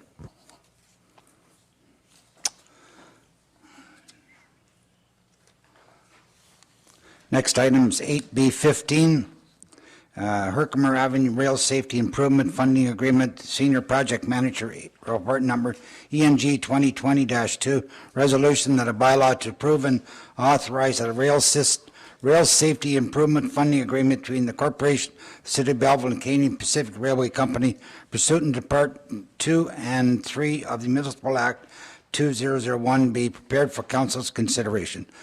Moved by Councillor Sanderson, seconded by, Your Worship, Councillor Sanderson. Thank you, Chair. So I don't have any issue with the with the funding agreement itself. In fact, I support it. But on page 115 of the report, it mentions under financial analysis, the city has previously allocated funding through the Build Belleville capital budget process of $4.2 million for the design and reconstruction of Herkimer Ave from Dundas East to Keegan Parkway. And then the closing statement in that paragraph is, therefore, there is sufficient funding available to undertake the at-grade crossing improvements. So the fact that it references the Build Belleville capital project or budget process is what caught my attention. The Build Belleville budget was somewhere in the neighborhood of $60 million and or higher, and I think we actually spent somewhere in the neighborhood of $200 million. So to me, that budget has come and gone. There is no money in that budget. And so it's a fool's paradise if we think there's $4.2 million sitting in a Build Belleville capital budget. There just isn't. Now, that said, I don't have any problem supporting the funding agreement, but I'd like us to stop using the Build Belleville as a reference point for any future financial discussions. Thank you.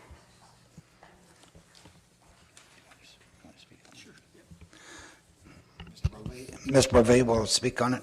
Through the chair to Councillor Sanderson, just so council is clear and aware, the Herkimer Avenue project was one of many Build Belleville projects.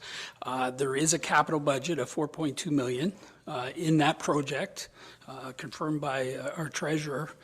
There's been a lot of work on Herkimer Avenue over the years, most of it to try and get Canadian Pacific to come to terms with us to allow us to improve the crossing and finish the project, and that's really what's held it up.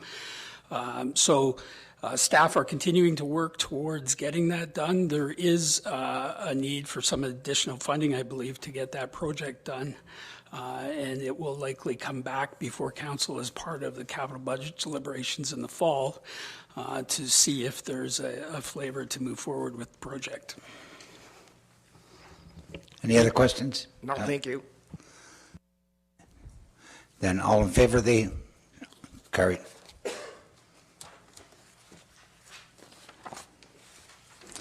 Next item is 8B17, Holmes Road Sanitary Sewer Servicing and Road Reconstruction, new sidewalks construction, new streetlights installation. Senior Projects Manager number ENG 2020-5, resolution that the Holmes Road Sanitary Sewer Servicing and Road Reconstruction project include the installation of 1.5 meter wide concrete sidewalk along with the east side of the Holmes Road and an installation of new street lights along the west side of Holmes Road. And Councillor Sanderson pulled that, so moved by Councillor Sanderson. We need a seconder, Councillor McCaw. Questions? Councillor Sanderson. Yeah, thank you. Through the chair to CAO Bovee. The report seems to indicate that the people that live there are against the sidewalk and streetlight portion of it. And it's more than 50%. So I'm just wondering how or why are we moving forward when it's a dead-end street and the people that live there, by and large, don't want the sidewalk and streetlights? Mr. Bovee, through the chair to Councillor Sanderson. This is it's an issue with every street where the city looks to sort of fill in some of the gaps, particularly in the sidewalk network within the city. There are many streets in the urban area that have sidewalks along part of them, and in the past when the city's tried to fill in the gaps, of course there are some neighbors who don't want the sidewalk perhaps running in front of their house, and it's always a dilemma for council to take into account those wishes, but at the same time keep in mind the overall purpose of a sidewalk network is to keep people from walking on the street. So it's a challenge for council. In Holmes Road specifically, I don't think the streetlight issue should really be a question for the residents. It's municipal street, it's in the urban area. It should have streetlights. It's a safety issue. We don't allow any new subdivisions to be developed without streetlights. And I think that is important that it goes forward. The sidewalk, the city does typically allow smaller cul-de-sacs to not have a sidewalk on them. And I think the report references the typical number of units. I think it's 15 that we'll consider not requiring a sidewalk on. In this particular case in Holmes Road, there's slightly more than that in terms of residences. But I think it's important to note there's also a pedestrian connection through the north end of Holmes Road to within the Potters Creek subdivision. And that provides a connection both directions, but obviously for residents within the new subdivision getting down to Dundas Street. So I think for those reasons, staff recommended that they felt the sidewalk should be included in the work. Any other questions? Not, all in favor? Carried. Thank you.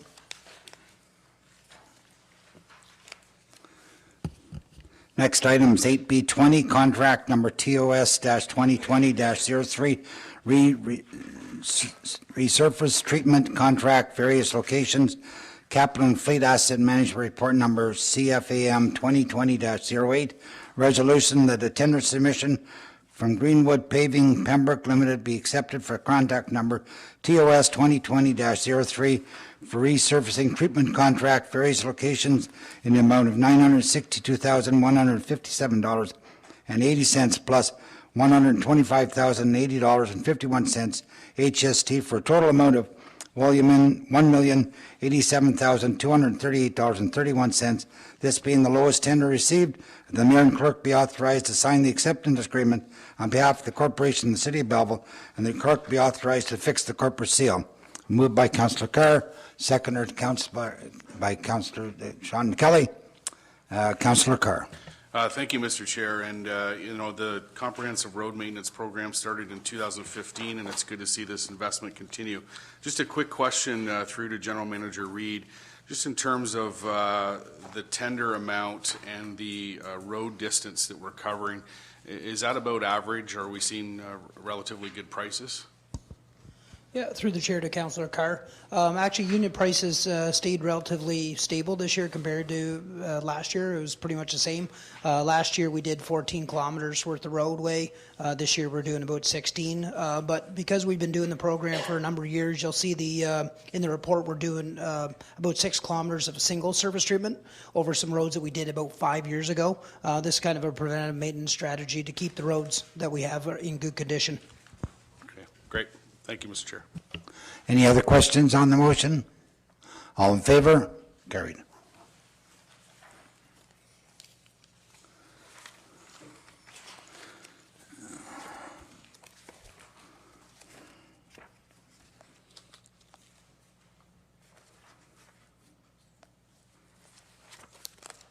Next item is on 8B22.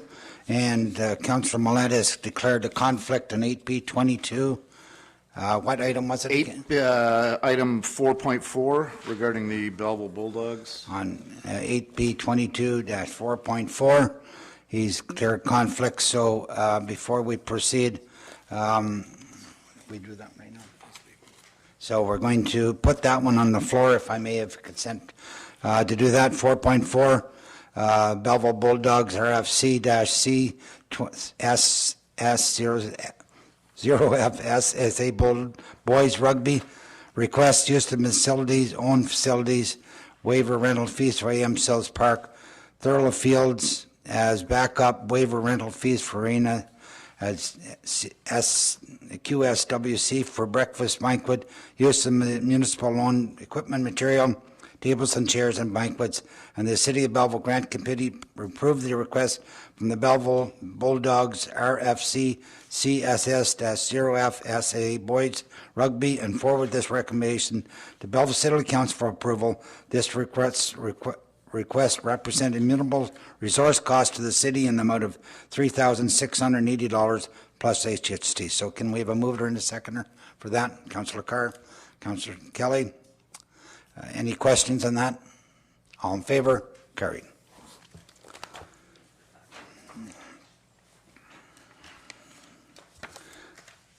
So we'll go back and deal with the complete then of 8B22, eliminating 4.4.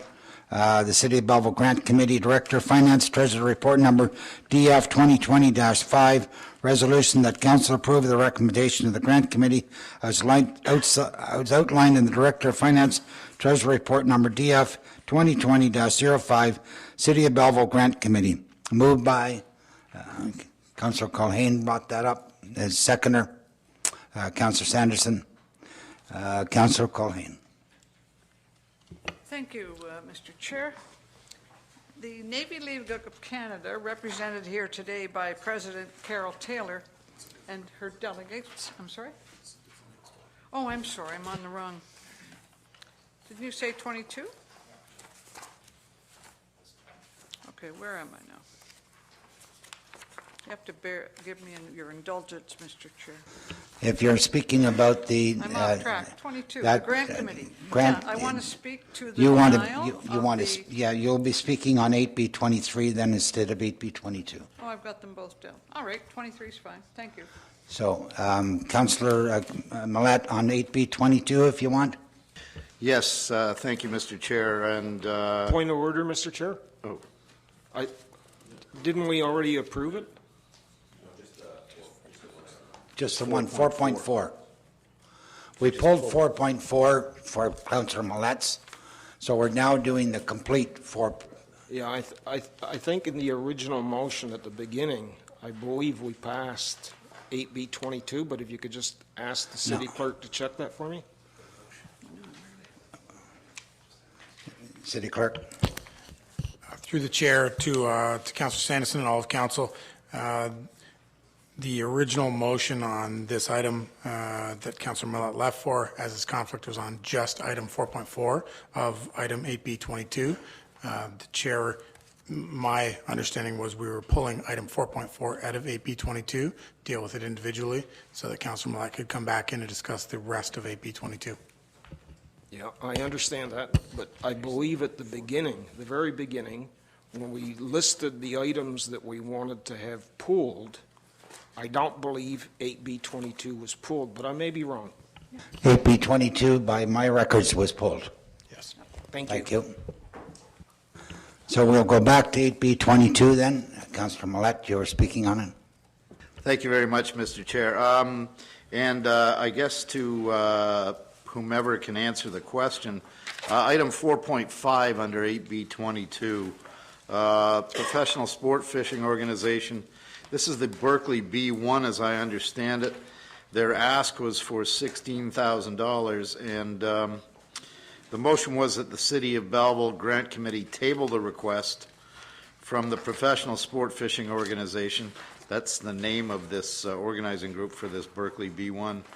To the next Grant Committee meeting on March 2, and the committee has asked staff to gather more information from the organization. Where are we at with that? I'm a little concerned about the size of that ask and where we're at. Hey? I know. I give up. Welcome to the club. Is there any other questions on 8B22? If not, can we have a motion to approve 8B22? Thank you very much. All right.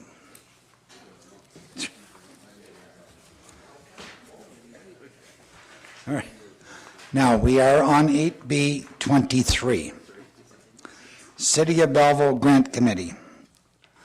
And the director, we'll get to the Director of Finance, Treasurer Report Number DF 2020-07, resolution that Council approved the recommendation of the Grant Committee as outlined in the Director of Finance Treasury Report number DF 2020-07, City of Belleville Grant Committee.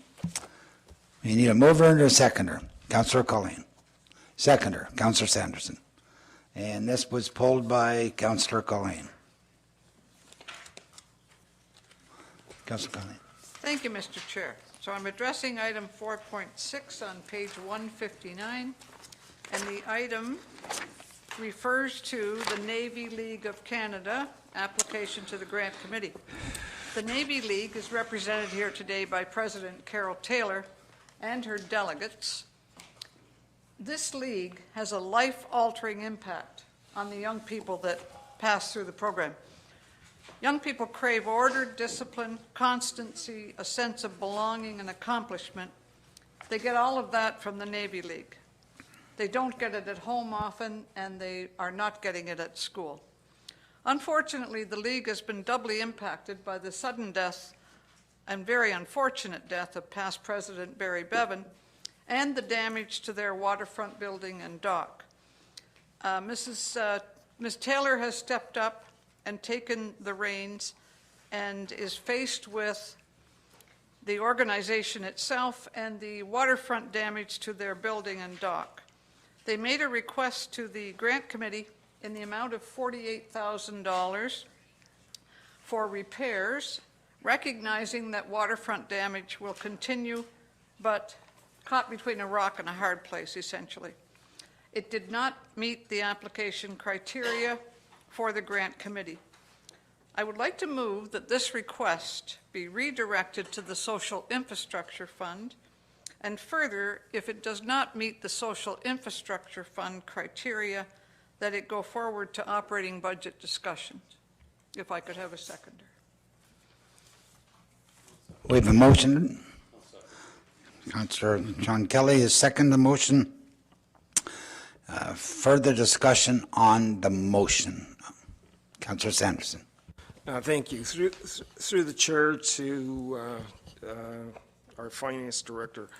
I was a little confused by the process, and I think I may have confused social infrastructure with regular grant funding, and I know council decided to split the funding process to include a section for arts and culture and for social infrastructure. But my question is twofold. Number one, what's the maximum limit that can be applied for under this grant? To the Chair to Councillor Sanderson, there is no limit for the regular grant committee requests. The committee has a budget of $183,000 annually to disperse. Okay, and what's the limit for the funding stream that Councillor Culhane mentioned? It's $50,000. So it would meet the criteria from a dollar's point of view for social infrastructure? That is correct. That maximum amount is $50,000. And how much money is in the social infrastructure fund? I believe for 2020 we have approximately $219,000 available for open applications. Some of the funding that came from OLG has already been dispersed to a couple of other agencies, including the Warming Center, the Hospice, and I believe the Humane Society. Okay, thank you. Any other questions? Councillor Millett. Yes. I'm going to simply stress at this point that I can't support $48,354, $50,000 as much as I believe that the Navy League certainly does a fabulous job with youth, although I don't quite think that I'll go to the level of Councillor Culhane's support that they get the discipline that they simply don't get at home or in school. I think that's a bit of a broad condemnation of parents in schools. No, it's a bit of a broad stroke. It's my opinion. But I do believe that they do need help. However, with less than $75,000, I'm told, remaining in the total budget for the grant committee, to grant 50,000 of that for this one account would just about hollow out the whole pumpkin. And it certainly, I don't think, meets the criteria for social infrastructure grants, which we have for social agencies. And while this is, in fact, a great group that deals with young people, I can foresee a time, perhaps, if flooding becomes such that the yacht club, which also has sailing programs for youth, coming to us with an outstretched hand, if they need $50,000, $60,000, $80,000.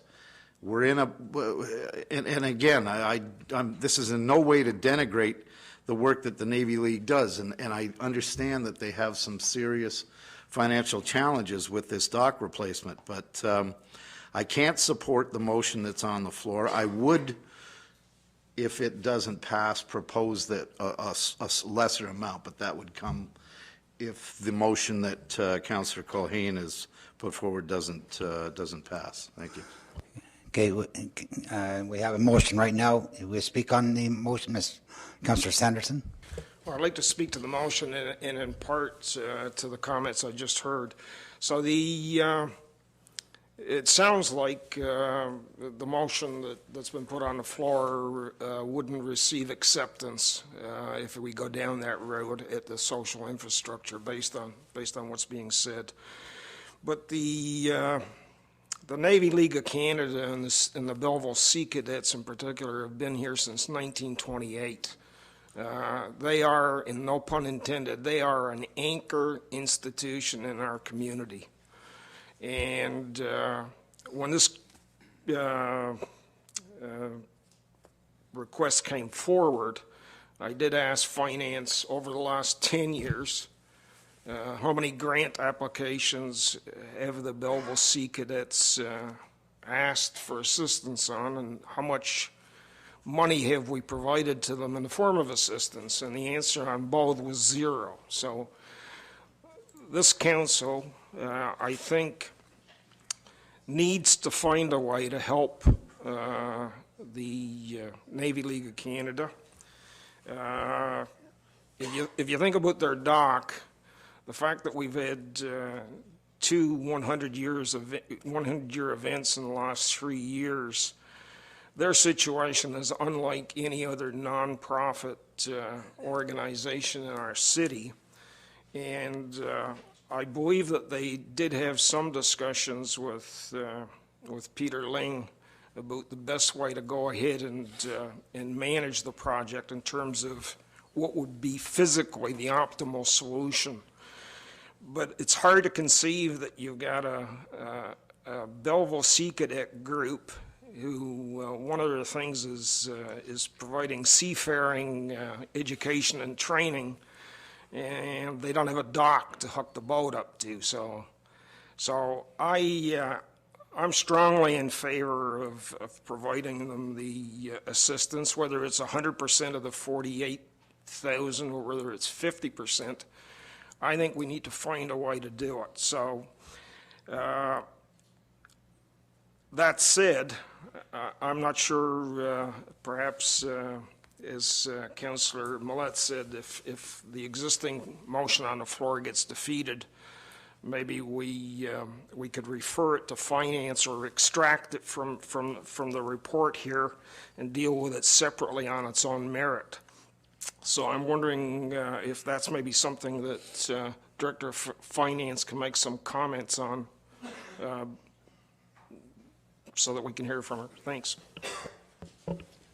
Through the chair to Councillor Sampson, I would suggest that the application be vetted through the Social Infrastructure Committee in the same way that all of the other applications have been. If for some reason, and the committee will have to make a decision and form a recommendation to council on what they feel is appropriate, and the meeting is on Thursday. So. Okay, so can we, so in that spirit of that, can we just take the existing application and transfer it over, or do they have to go through a whole process of resubmitting? I would suggest that they complete the social infrastructure application to put them on the same par as all of the other applicants who have applied for social infrastructure funding. It's not a particularly onerous application. They may be able to transfer some of the information from the existing application to the new one, and certainly we have staff that are available to help them if they have any questions. Thank you. Councillor McCaw. Okay, Councillor Kelly. Thank you, through you, Mr. Chair. Just some thoughts on this. I work in my personal life close to the Sea Cadets where they are, and I see them on Saturday mornings, and I see them a lot throughout the summer months, and I've had a chance to speak to some of the Sea Cadets over the years, stop and have a chat with them, and there was this gentleman by the name of Chris Perry, and Chris was 18 years old, and he was pretty good with a gun, and he was in some world competition for sharpshooter. I know it was a couple of years ago. He went to the UK for a summer, and I know his sister has gone on some trips as well, and we talk about discipline, and I think they're a part of it for the kids. I just wrote down a couple of notes. I think it builds character, what you do, confidence in the youth. It does give them something to focus on and do. I don't know what the numbers are for those that might consider their next journey into the Canadian Armed Forces, but I see the excitement there a lot. And early Saturday morning, any of the seasons, they're catching a bus, whether it's marching off to a community, and I'm going to support this. Hopefully, if we can get it all, but if we can't, we can come back and maybe do 50%. But I see the good work, and as Councillor Sanderson said, it's been a long time since the City of Belleville supported the Sea Cadets, the Navy. And I know, too, the city was approached in the last year by Troy Dolmage, and that's with the pipe band here in Belleville, the Army-Navy group. And I see firsthand in the last year what some investment, dollars from the city to support that group through music and building up their profile in the community and giving people opportunity. I see the successes there. And I know this is a dock, but it's part of what you do. So let's see where this goes in the next few minutes. Councillor McCaw. Thank you, through you, Councillor Thompson. I just pulled up quickly the application guidelines for the Social Infrastructure Fund, Part D.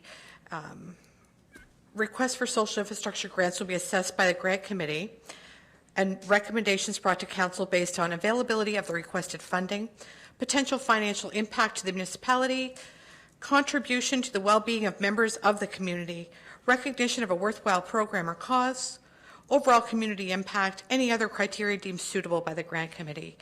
And with that, I would certainly support it going back, and I am on the grant committee, but personally, I would support it going back for social infrastructure for review at that point. So that's my comment on that. Okay. Any other comments? I just going to make a general, and I sometimes I know I'm supposed to remove myself for the chair. I certainly been down to the facility they have down in South Front Street a number of times, and been at some of their ceremonies. It's a great project. They do well down there. They certainly help a lot of young people graduate from one step in their life to another, and I commend them what they do. Certainly the gentleman that passed away, Barry, was a great contributor, and I commend anybody that's taken over that tremendous job, and I'm interested to see where this goes, whether there's another amendment for a fund amount here now, or whether we send it back. So just want to commend you that you do wonderful work. Councillor Carr. Thank you, Mr. Chair. And sitting on the grant committee and now chairing the grant committee, it's, you know, we look at each application for its merit. And, you know, I just want to say a couple of things. Number one, last year, the grant committee allocated $181,900. That's the core grant, not the social infrastructure, not the arts. And the average grant there was anywhere in the neighborhood of $3,000 to $5,000 as I scroll through the spreadsheet. And at the last grant committee meeting, the conversation that was had was whether or not the grant committee could fund the capital portion of the request, which is the entire portion. And so since then, and I know that there's been some emails that staff have provided that we can provide some allocation towards this capital project. And but I guess you have to look at it this way. We have a greater need in our city in which the municipality can meet, pure and simple. And while I don't have the dollar figures in front of me, the social infrastructure applications, I believe, are in the neighborhood of $600,000. And we don't have even that much in social infrastructure. So the committee on Thursday is going to be put to task, as we did the previous year, to try to take what money we do have, and for social infrastructure, and I just want to read the criteria, is providing service to individuals experiencing adverse social impacts due to the economy, housing, physical, family, cultural, social exclusion, disabled, or ethnic, racial, or religious factors. And I don't want to get into one particular merit of one application or another, but when the previous council signed the OLG agreement with the City of Belleville, and these reserve accounts were created, the social infrastructure, and this is one I particularly raised, simply because we have many volunteer organizations that fill the gaps that government programs don't fill. And when you think of the food programs we have, now we have a shelter program here, we have Canadian Mental Health. When we talk about mental health and the silos in which it's experienced in our community and the lack of integration, and we heard it not too long ago from the Chief of Staff with Quinte Healthcare. Knowing that, and knowing that there would be this fund, and knowing, and I said it then, we would be naive to think that the casino would not create issues in our municipality.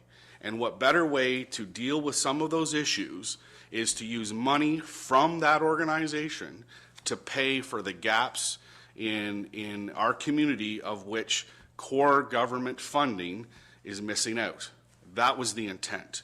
And that does not take away from the application that we're referring to today or the many other applications. And for those who aren't on the grant committee, as long as we don't have quorum, I welcome you to come and visit and see the deliberations that go on. They're not easy deliberations, particularly the ones coming Thursday. And last year, we didn't have this many applications as we do this year in terms of dollar value, but we were able to spread that money over so that every single agency or volunteer group receives some type of funding from the City of Belleville through that social infrastructure grant. This is going to be difficult to do this year. So when we talk about using it for a capital upgrade on a dock, and I'm not trying to take away from what their need is, it's a real balancing act to try to meet all the needs with the limited funds. And so I don't support the idea of it being reviewed under social infrastructure. I don't think that's the intent. I would be comfortable if there was another dollar amount, knowing full well, and I just will bring it up here, is our total budget for this year is $181,900 core grant. We have budget remaining $74,588 core grant. And so there's not a lot of money left if you were to look at the totality. But I can't support shifting this over to social infrastructure. It doesn't meet the intent of that grant. But certainly if a dollar figure were to land and be balanced against the other needs, knowing full well we're only into March and we have grant applications that come every month, $74,000 remaining this year doesn't go very far. Thank you, Mr. Chair. Councillor Millett, and we'll go around, and then Councillor Collane will speak last. Thank you, and I know I've already spoken once, and I had a dollar figure in mind that I believe is doable. I'm sorry that it doesn't address the full capital need of the Navy League and the Sea Cadet program, who certainly doesn't deserve to be saddled with a $50,000 debt. I would propose. We have a motion on the floor right now. I'm proposing an amendment to the motion. No? It's not appropriate this time. We need to deal with, That's it's a fine. motion that's on the floor right now. All right. To move it to If a... this fails, I'll propose a new motion with Thank you. Your Worship. Thank you very much.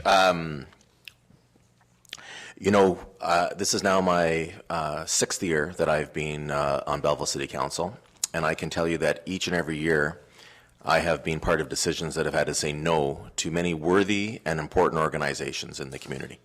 And it is not easy. And certainly we all would like to say yes to those who, particularly like this organization and many others, do great work. But, I will support the referral of this item to the social infrastructure stream. I would ask Councillor Culhane and whoever seconded the motion to remove the second part of the amendment, which says that if it's not successful at the grant committee under social infrastructure, that it go to operating budget. And the reason why I ask that it be removed is not because that's not a solution, but let's have the decision of the grant committee come back to council. It'll have to come back at that point. And if councillors find that the grant committee recommends that it not be or not enough through the social infrastructure fund, then they would still have that option at it. So because if the amendment passes the way it does now, basically it's going to require us to fund it through our operating budget. And I haven't spoken to the treasurer, but I'm not sure that funding of docks is an operating issue. It's a capital issue. And that item would be considered in the fall. But the challenge we have here is that this is a private entity. It's not the government of Belleville. It's not a public organization like we are. And so for us to be providing capital funding to an organization, I don't think is legal. But, that's another issue. So I hope that Councillor Culhane can consider just refer this item to the grant committee for consideration under the social infrastructure. I would support that referral, and then the committee, as is being said, is meeting on Thursday to discuss a whole slew of applications under social infrastructure, and we can go through that process. I want to take a minute because we're almost victims of our own success in a certain case. When I was elected in 2014, one of the committees that I was assigned was the grant committee, and the Arts and Culture Fund at that point was part of my responsibility as chair of that committee. It's now being wound into the grant committee, but at that time we were dealing with $25,000, and when we went out for the call for applications, we did not get $25,000 worth of applications. And we had to put it out twice, I think, that year to get to have more people apply. That happened in 17. We again had to do it, I think the term is 2 tranches. We had to do it in 2 streams in order to get people to apply for the full amount. And here we are. We had funding available for the arts and culture community. We didn't have it.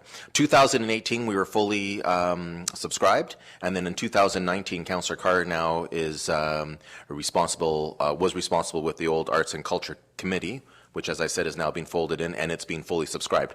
We're dealing with applications on Thursday, oversubscribed this year. So we're going to have to say no to people based on their applications. The Social Infrastructure Fund, which was designed by the previous council after we signed our partnership agreement. It started off at 5% in the year 2018 with 5%, which was about I'm going to say $100,000 and $130,000. In the first year, we were undersubscribed. We did not have enough applications for all the money, and we had to go out again a second round and say, hey, you folks need to get these applications, and you're doing good work. We need some support. This year, we have increased it to 10%, like we did last year. Sorry, last year, 2019. We were oversubscribed last year. We had to say no to organizations who applied. Not just that we had to spread it around, but we actually had no money for certain organizations based on a very difficult process. In 2020, we're now about $327,000 or more or less that we have available in the Social Infrastructure Fund. We've already made $50,000 available through pre-budget approval for the Grace Inn shelter. We've given $50,000 to the Hospice Quinte, and $50,000 to the Quinte Humane Society as part of their ongoing pledges. We have, I believe, around $217,000. I spent the weekend going through over $600,000 worth of applications for $217,000 in funding. So I say this not because I don't support the Navy League or any other ones, but as I was going through trying to figure out how we can make an impact, the best impact that we possibly can, it is something to consider. I will support referring this back to the grant committee for the social infrastructure stream. I have an open mind. I would like to find a way to help this very worthwhile organization. As you know, I have a big place in my heart for the groups that have been around, our heritage groups. This is part of our city's history. It's very, very important, and we'll try and do it. The challenge we have is that, in 2019 and 2020, we can't afford to replace the city-owned docks in the Victoria Harbour. And yet we now have a private entity coming to us for assistance. So I'm sympathetic, but that's the reality. There are other private properties that are affected by high water. And, certainly that's part of the reason why we're working so hard with the federal and provincial governments to find funding for the fact that this man-made high water event on the Bay of Quinte and Lake Ontario needs some support. And so, again, if Councillor Culhane would consent to removing the portion that referred to the operating budget from the motion and just stick to the referral to the grant committee for the social infrastructure, regardless of what decision that committee makes, it has to come back to council because it can only make recommendations. I think that's the best way, and we'll try and find a way to deal with all these competing interests. But again, $217,000, I believe, approximately is how much we have available this year left in the 2020 Social Infrastructure Fund, and we have over $600,000 worth of requests. I know everybody wants to do what we can do, but at the same time, that's the funds that we have. So I bring that forward, and if the amendment is changed, I will support it, and if not, I'll have to vote against it. Councillor Culhane. Two things, if I may, in summation. If I may clarify through you to Mr. McDonald. If we agree with, agreeing with the mayor's request to amend the motion still leaves the field open when the report comes back from Social Infrastructure Committee deliberations, that another motion could be brought forward.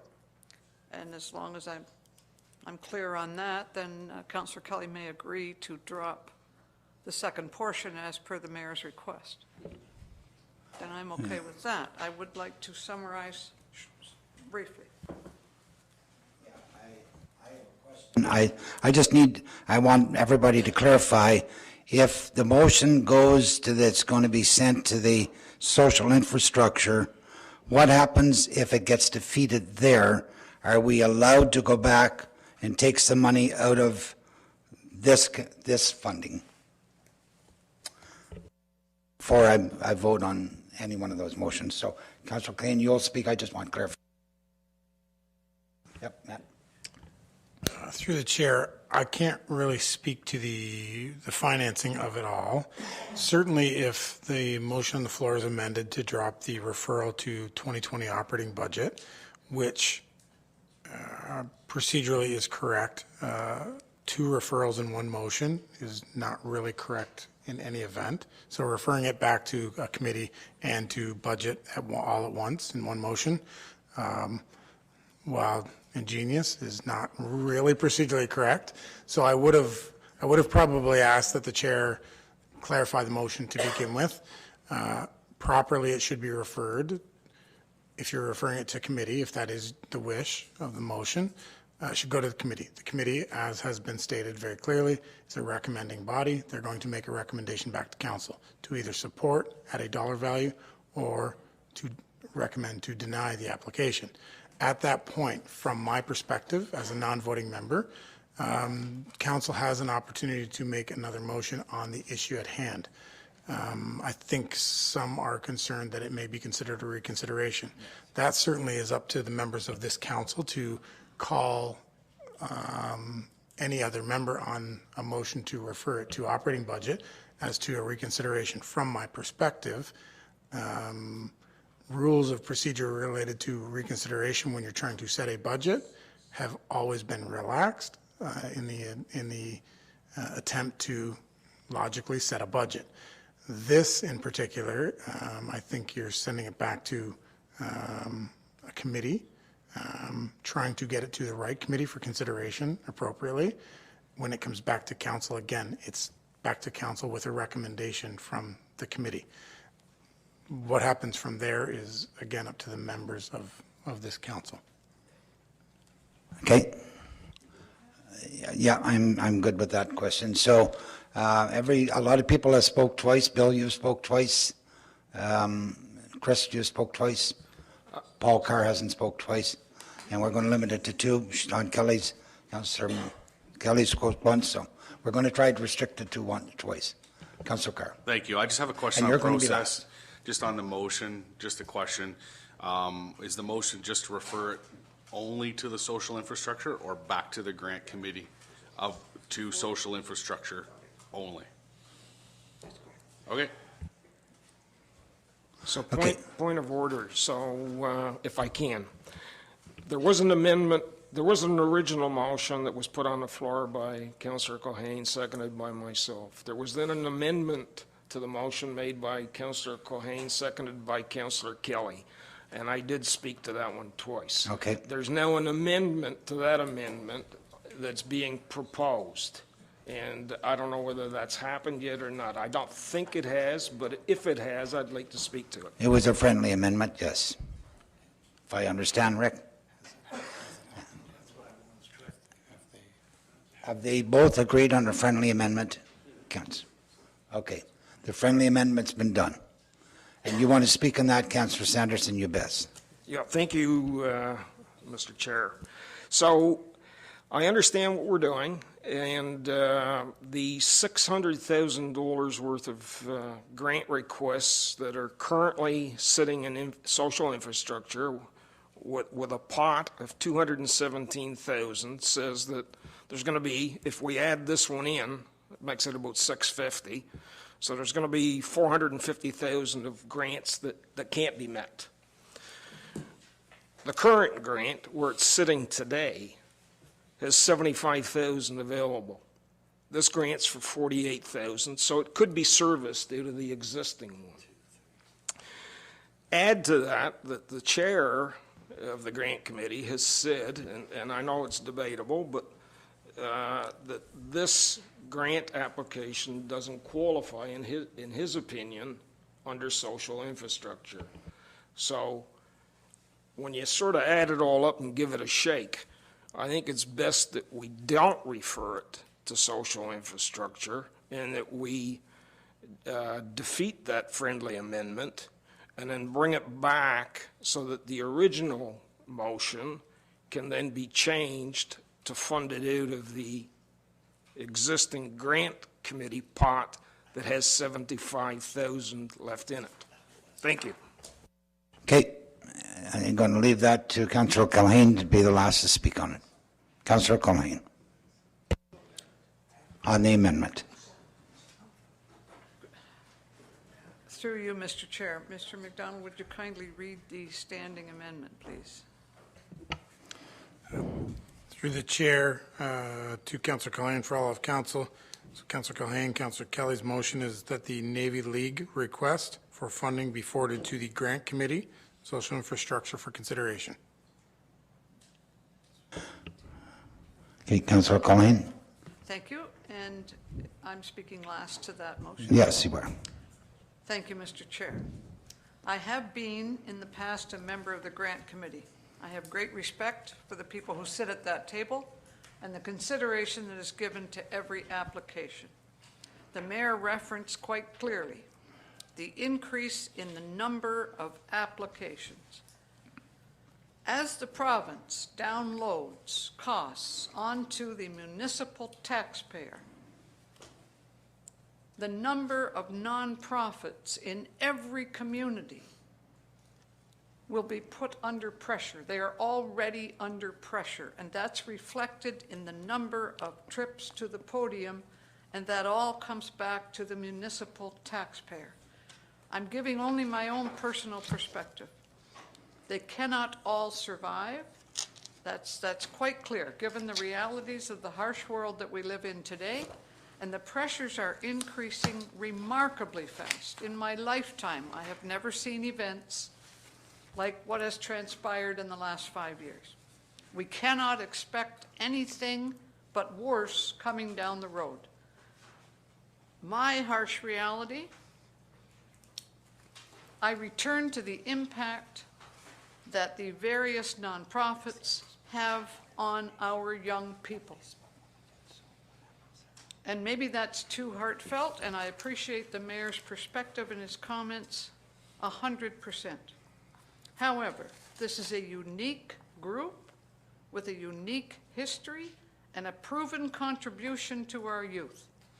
So I'm hopeful, I'm more than hopeful. I'm asking that we find a way to help Ms. Taylor and her league. Thank you. Okay, that's the motion is, you've heard the motion, and I'll have the clerk read the motion before we call for a vote on it.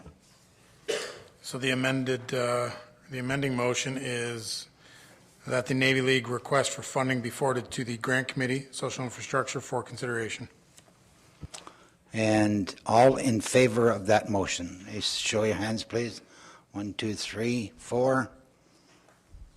Motion's defeated. We have another motion on the floor. Councillor Millett.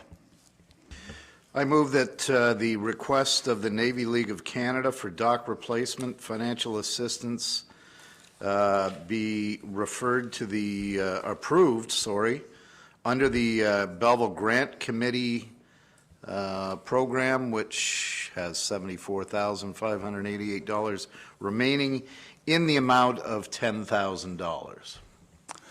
Do we have a seconder for that particular motion? Councillor Carr. So we'll have discussion on that particular motion. Anybody want to speak on the motion? Councillor Sanderson. Thank you, Mr. Chair. So, as Councillor Millett mentioned, there's 75,000. So I think we should fund it to the full amount, $48,354.15. And I will not support just a partial of 10,000. Sorry, anybody else like to speak on the motion? Councillor Carr. Yes, thank you. And I'm not going to repeat much what I said before. Last year we had 70 separate requests, and the average amount was $4,000 to $5,000. Save and accept a few unique ones, nothing to $10,000. And again, we have a total budget of $181,900. So when we take 70 requests over the total of a fiscal year and trying to make that money work for very many good agencies, I could list them off.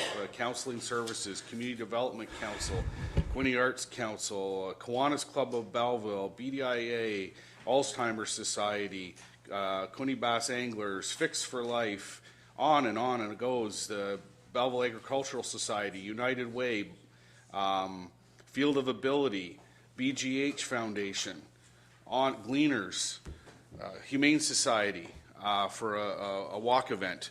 71 different items, and we've been able to allocate monies, not all of it, not all of their requests. There's a lot here that they were over and that we didn't provide, but we gave something towards it. And you know, the Navy League of Canada, where's the federal government in this? You know, as part of the Navy, some other streams of revenue. We can't fund it all, quite simply, unless we are prepared to clean that out. To take the 48,000 and bring it down to just under 30, and then we've got 3/4 of we're just into the second quarter now that we're just going to tell agencies that the grant money is all done and there's no more receiving of applications. If that's the route we want to go, then I can envision maybe 2 or 3 or 4 more grant committee meetings. Frees up a night for me. But realistically, it's not doing a service to the city, and to the many groups that we're able to fund. And I'd like to be able to say that we meet monthly for the whole fiscal year, and we try to spread that money out as much as we possibly can, knowing full well, and the mayor said it as well, we can't be everybody to everybody. There's only so much, and like I said, you think this is difficult today. Thursday is going to be a very difficult committee meeting to try to make this work, and I can envision that next council meeting is going to be a very long one because we're going to start cherry picking. So 10,000 seems reasonable. It's certainly a fifth of the way where they need to go.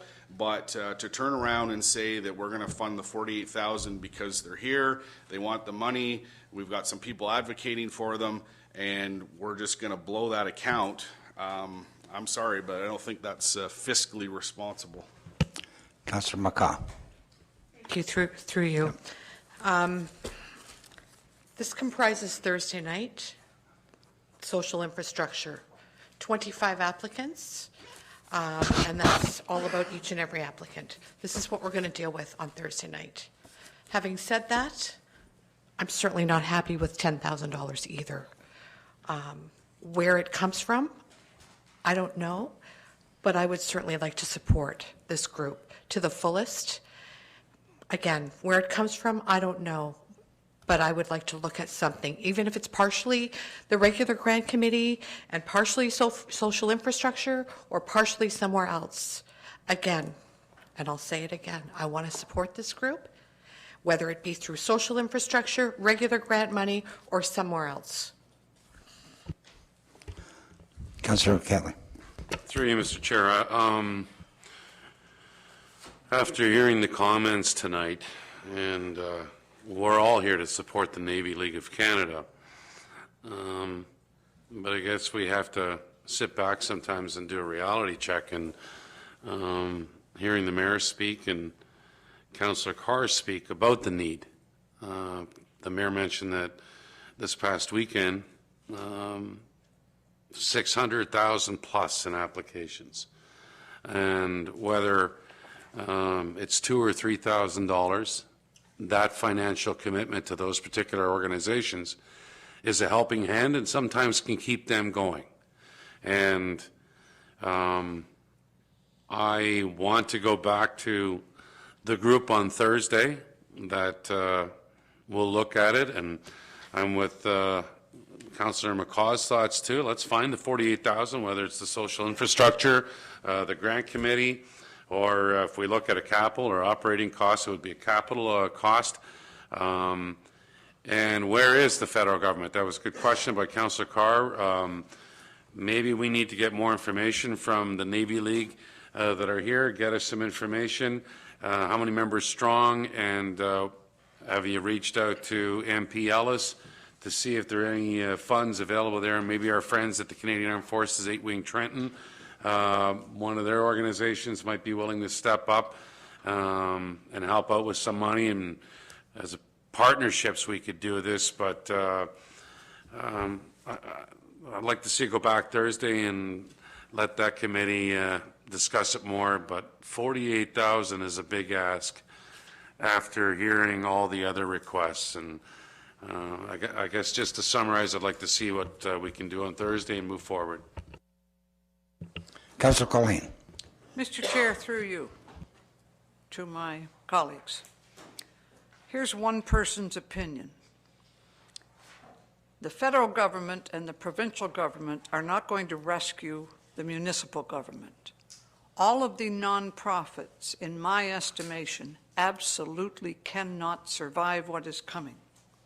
Local food providers are already recognizing that need, that reality, and getting together to deal with a basic meal, one meal a day with a takeout concept, food requirement for people who must have some security that there will be something to eat day after day. The local nonprofits absolutely must pull down their silos and merge similar services.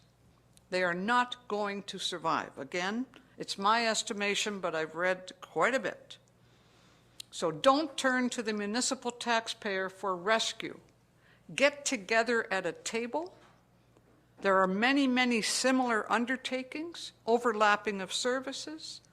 Pick up a volunteer and information Quinte book, which I have.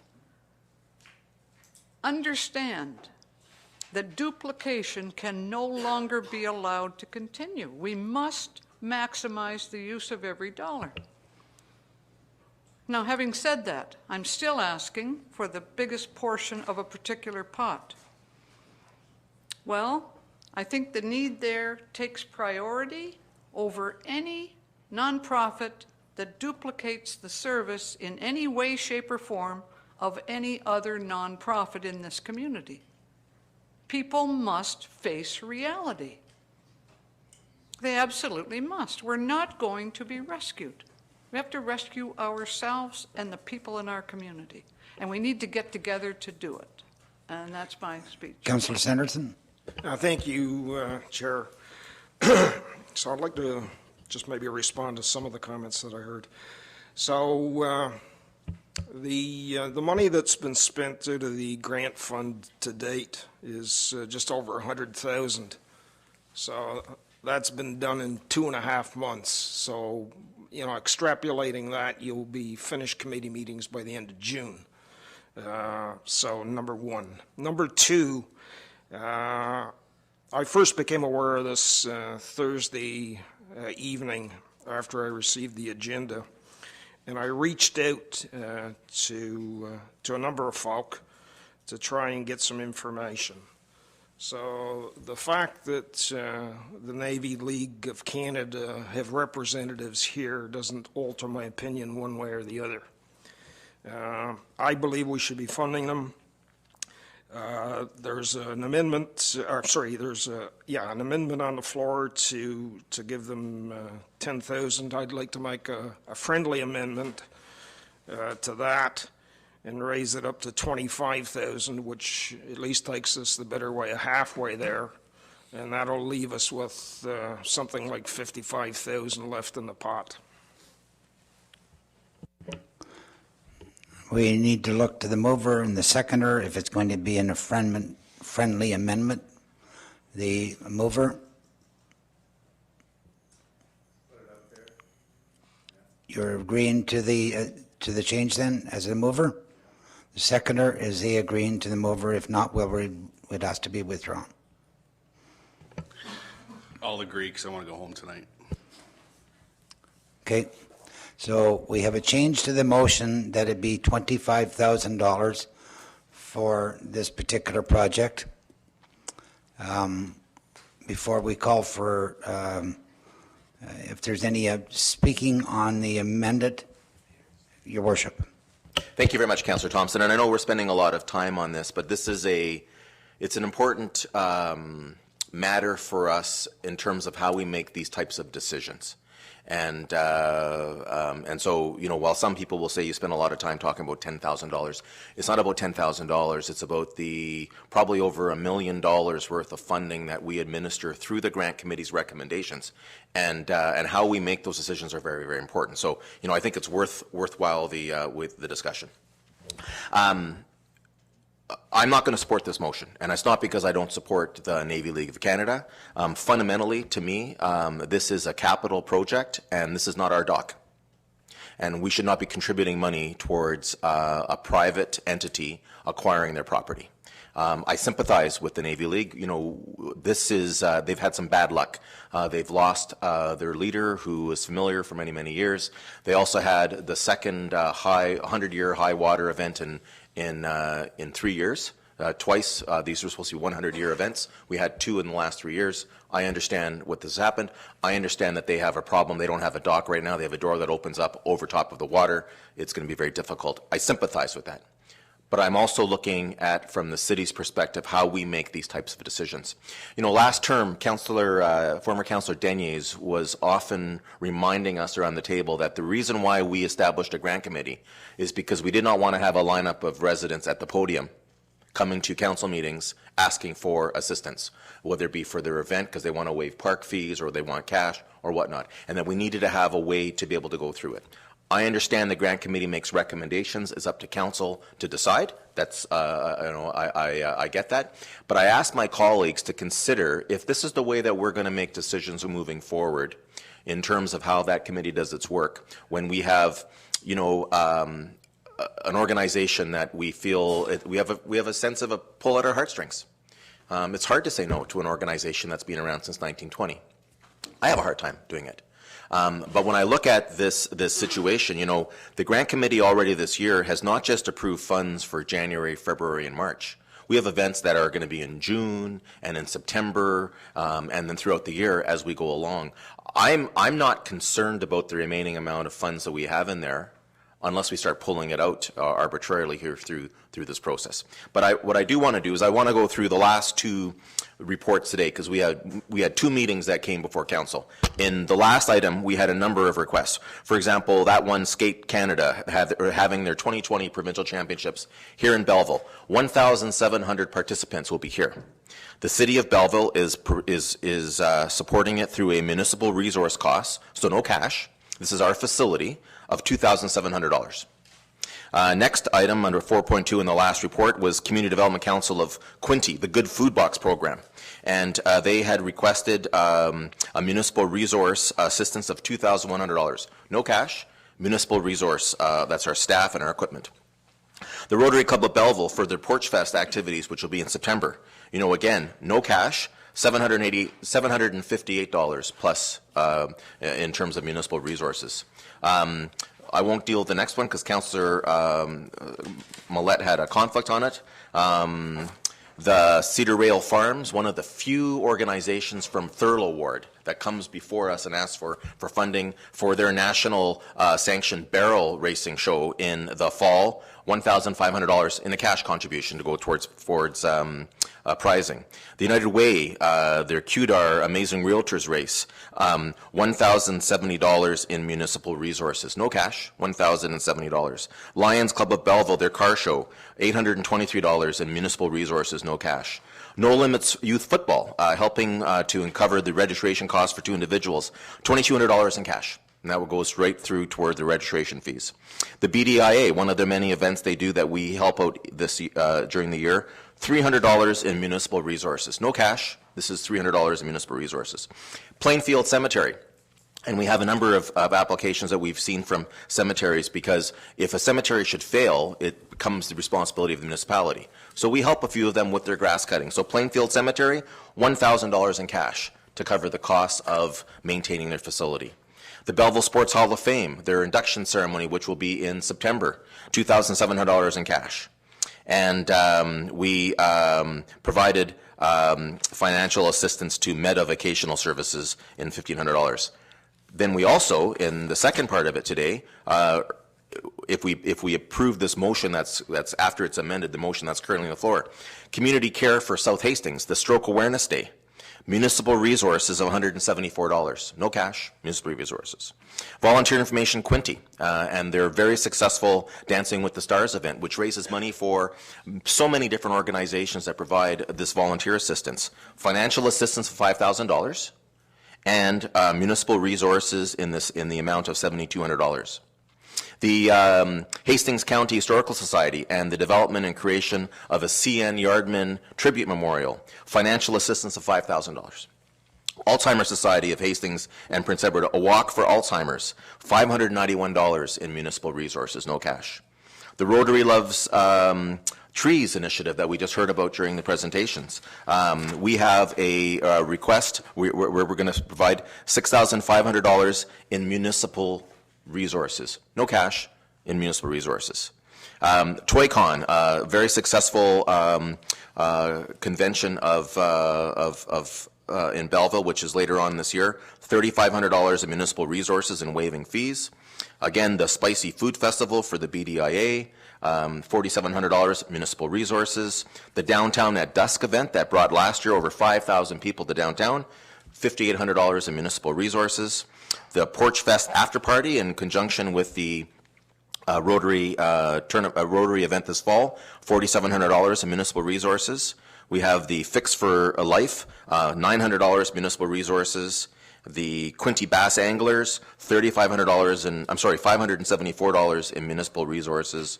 The Belleville General Hospital Butterfly Run, in raising funds for a worthy cause, $400 in municipal resources. The Kiwanis Club of Belleville, you know, they've been around for a very long time.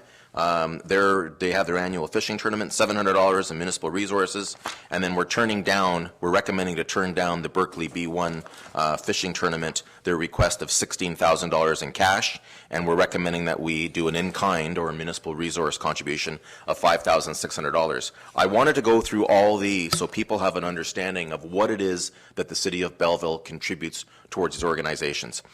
I understand that this is a perfect storm for this organization, that it's come together. But we can't do this for everybody. And why is this organization any better or worse than any other ones that we'll be dealing with? Next year, if we're able to cherry pick something off this and allocate it through the grant committee's general fund, next year in January, we will have 77 applications in that month, because everyone will say, because we'll run out of cash before the end of the year, run out of resources. So in September, when people say, as Councillor Carr said, you know, the committee's on holidays now for the rest of the year, we've used up all our money, they're going to say, well, if we have an event in November of 2021, we better get the application in January, which puts us back in the same jackpot that we are now. This is tough. This is not fun. None of us ran for council so that we could be here and say no to the very needy that we have before us. But the demand that is upon the City of Belleville is so incredibly high. And Councillor Colleen is 100% right. A large part of that social infrastructure applications are the result of downloading. And we are going to see that not just in the social infrastructure considerations that we have later this week, but also in our regular operating budget this year. So, you know, all to which say, is this $10,000 or is it $25,000? Why are you spending so much time on this? You know, I think the committee, and I don't want to speak on behalf of the committee, but I think as a member of the committee, I want to get a sense of where council wants us to do this. Because I have no problem whatsoever saying, you know something? We don't need a grant committee. We can just have them line up here.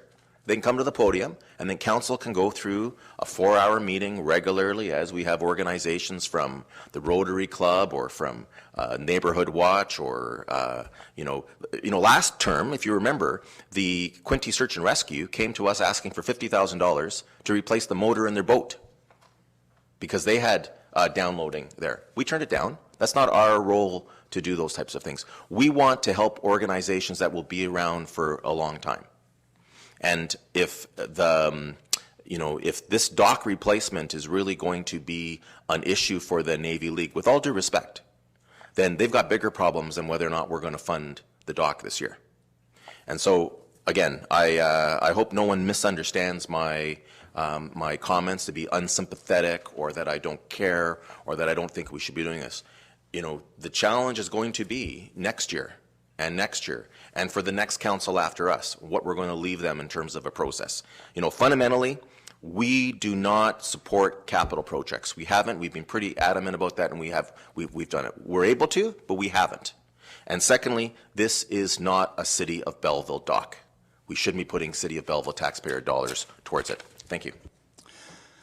And a couple other comments. I have Mr. Chair, I'm going to withdraw my motion. I just want to apologize for the comment. I don't care how long the debate takes as long as it's moving forward. I felt like we were going in circles, but I'm going to withdraw my second on that motion, please. Okay, we have the amendment. The seconder on the friendly amendment has withdrawn his support of the amendment to 25,000. Does that mean you want to leave it at 10,000? It stands right now at 10, and there was a friendly amendment to 25. I'm removing that. I'm removing my motion altogether. Period? Yes. Okay.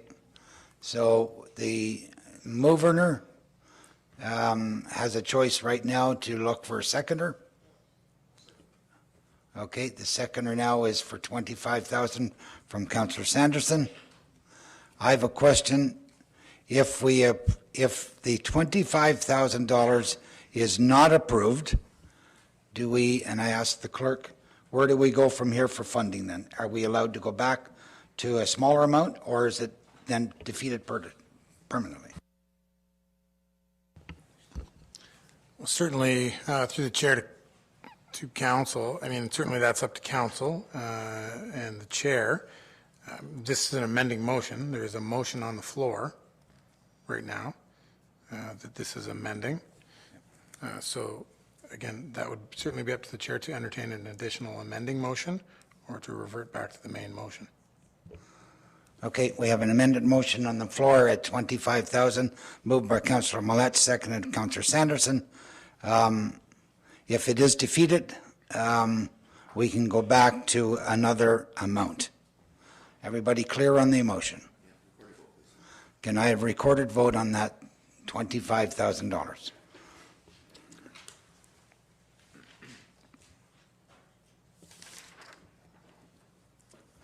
And remember that we can go back to another amount.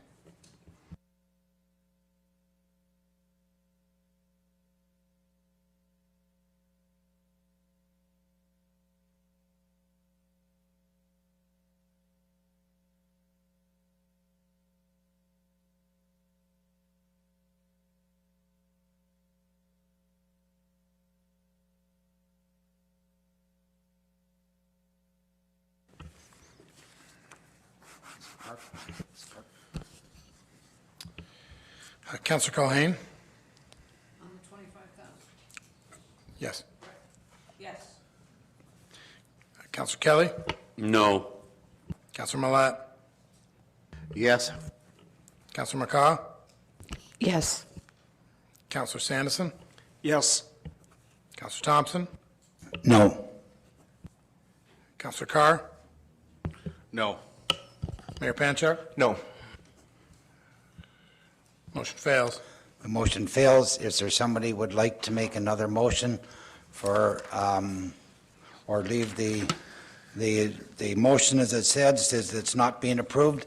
Does somebody want to make an amendment to an amount? If not, Councillor Councillor Colleen, sorry. If I may, through you, just to ask the clerk, this can still come back. We're not going to social infrastructure anymore. Right now, the motion says that it's going to go back to, sorry. Oh, sorry. Thank you, Your It Worship. doesn't go to social infrastructure. It doesn't go anywhere. Right now, the motion says that it's denied. So unless somebody wants to put another motion on, we'll take the motion, we'll vote on it, and move on. May I? You may. With respect, and I'm sorry we'll keep the staff so long, and my colleagues, but I won't go down without a fight, I'll make a motion for 20,000. Do we have a motion? We have a motion for 20,000.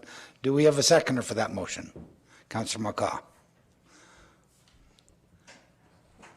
So we are going to vote on that motion. And recorded, please. We'll have to wait till Councillor Millette comes back, unfortunately. Then may I thank my colleagues for the debate, which I appreciate, and I have no doubt the public appreciate.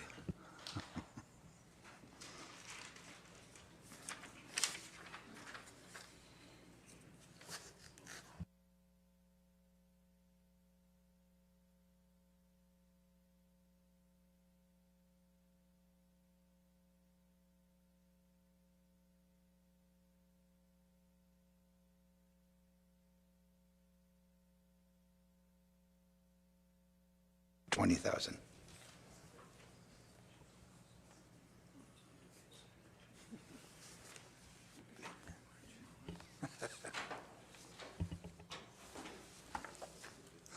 Okay, the motion's on the floor for 20,000.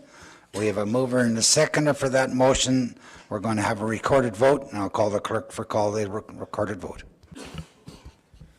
Councillor Kelly? No. Councillor Millette?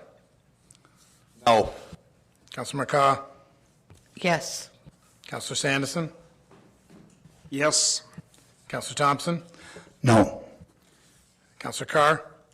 No. Councillor Culhane? Yes. Mayor Panchak? No. Motion fails. as a, can I make a motion, or is that not appropriate? Is somebody from the floor would like to make a motion? If not, we go back to the main motion then. The main motion will be, it will be denied. That's the standard motion right now. It says it will be denied. Yeah.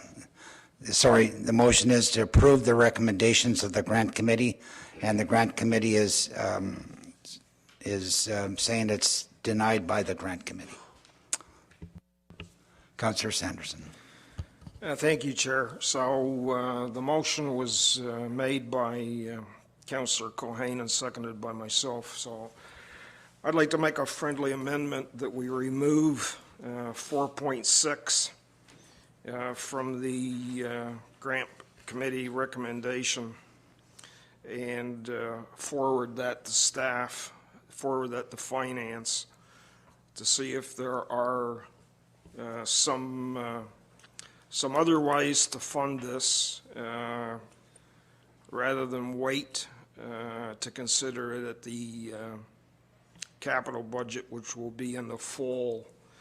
If we are able to find some way to fund a portion or all of it, given the lead time and the time necessary to get permits and construction, I think waiting for the capital budget process would push it into next year. So if it's okay with the mover, I'd like to make that amendment. The amendment is to remove it. Remove it and forward it to finance to explore other opportunities to fund the request. Do we have a seconder for that? It's a friendly amendment, and the two movers were Culhane and Sanderson. Everybody hear the amendment? Councillor Carr.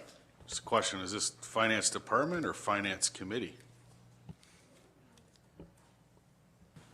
I hadn't thought of it, but Finance Department is what I had intended. All right. You hear the motion? I can't support that in any way, shape, or form because I don't think it's the role of our people in the Finance Committee to come up with, find little ways, unfortunately, to find nuts squirreled away in corners to fit. Point of order, Chair. These aren't nuts we're talking about. Okay, let's move on to the motion. We have a motion on the floor, and we know persons requested a recorded vote. We'll show a show of hands for the motion to either approve or disapprove. All in favor of the motion? 1, 2, 3, 4, 5. The motion is approved.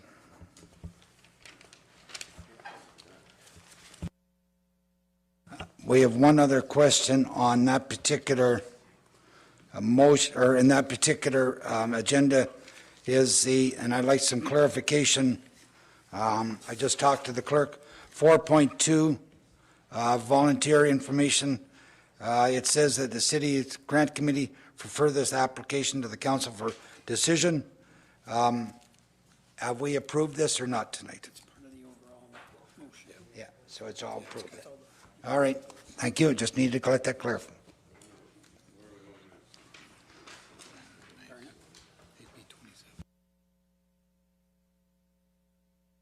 Okay, 8B27. Councillor Culhane, just let me read that. 8B27, Rural Economic Development Program funding for downtown Wi-Fi and analytic project. Manager Economic Strategic Initiative Report number ECDEV-2020-09. Resolution that a bylaw to approve and authorize an agreement with Majesty of the Queen and the right the province of Ontario as represented by the Ontario Minister of Agriculture, Food and Rural Affairs under the Rural Economic Development Program to fund the implementation of WFI analytics in the down core be prepared for Council's consideration.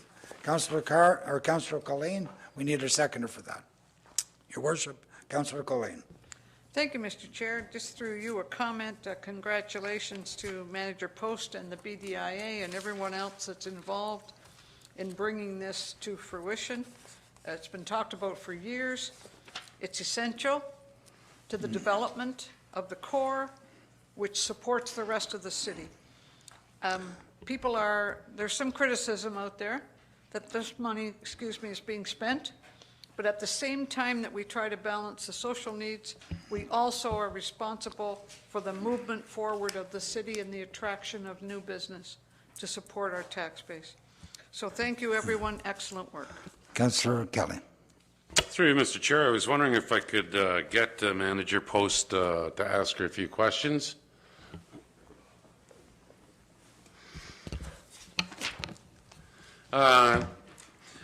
Ms. Post, after reading your analysis, I think a question some may have had the same one I'm thinking. It says in your report and our analysis, the data collected will be shared by the partners and it will provide the city with a baseline of information that can be used to measure the success of future initiatives. And we live in a world now where it's 24/7, we're tracked. People know exactly where you are. Your phone is tinging off towers. And when I see the word analytics, I just want to know, what will the downtown and the city be taking from those who are downtown? Are you going to tell us what stores they were in, how much money they spent, what vehicle they were driving? Like, how much data will be collected by that phone? Through the chair to Councillor Kelly. So we're looking at this point to really just obtain some base data. So when folks log in, we may ask them their postal codes, so we're able to tell where folks are from coming into the downtown. We're going to track the number of folks that are in the downtown and connected to Wi-Fi. We'll be able to track how long they spent on Wi-Fi, how many return trips they had to downtown Belleville. We'll be able to get that basic information. We will not be collecting any information that would be considered personal in any way. It's really just basic numbers information that we'll be getting. All right, thank you. This is exciting, and it's nice to know that people can feel like some of their privacy will not be at least out there. Thank you. Any other questions, Your Worship? Thank you. My question actually is for Manager Coyle, and he wasn't expecting this question, so I'll apologize at the outset, but I'm pretty confident he has information on this. So I want to ask about just generally public Wi-Fi that we have in the city. So as far as I understand, all municipal buildings have Wi-Fi, and they have public Wi-Fi. Could he share with us what other parts of the city we currently now are providing Wi-Fi service, or what our plans are for the expansion aside from the downtown? Currently, all public buildings have it. Myers Pier has it. Transit terminal, any physical place. We are investigating how we can extend it to Zwick's to support the pop-ups. But like all issues, it all comes down to money and finding money to do that. We've done the preliminary work, so we know what we have to do to get it down there. But we have to see, furtherance of that pop-up, where they're going to go, what they're going to do, and how we best support them. And that's, the downtown core is fantastic because it's a little different than courtesy Wi-Fi that you would have in a park or somewhere else. There is a hope that they can actually get some information from it to better serve people that are in the core as opposed to anything else. So really Zwick's is one of the big outstanding ones, and then as the needs are, the technology changes so fast that now we can put Wi-Fi up reasonably inexpensively, where before it was a very expensive, just like I said, courtesy Wi-Fi is a couple of routers and a modem and away we go. So if I can continue on that, and that's what I want to talk about, is basically the future. So would you envision a time where all of our parks have Wi-Fi service, or do we have any other parks now that have Wi-Fi service?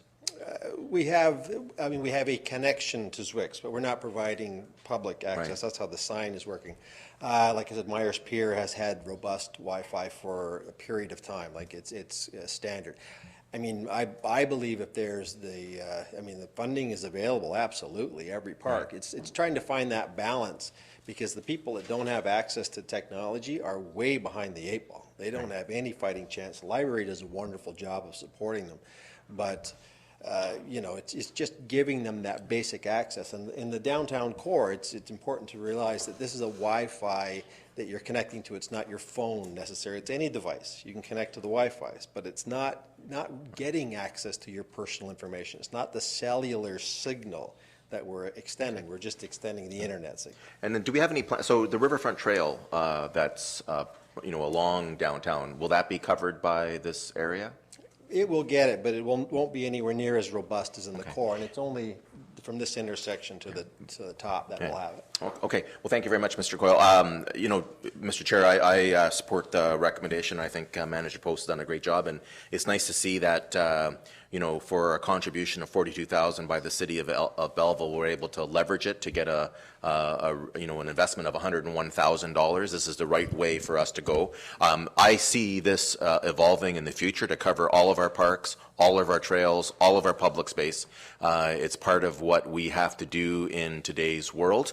I know that the quality is going to be good in the downtown core, and this will help us to attract the right vendors in terms of demographic information and whatnot. It'll help us do a better job there. Certainly, I'll support it, and I will support the further expansion of public Wi-Fi throughout our municipality. Any other comments? Any other questions? All in favor of the motion? Carried. And 8C, council information matters. Council may adopt consent items by one motion, but prior to consideration of such motion, members may request specific items be removed from consideration under such motion, and council shall consider such items individually. That the following agenda items be received and saved, except for, Your Worship.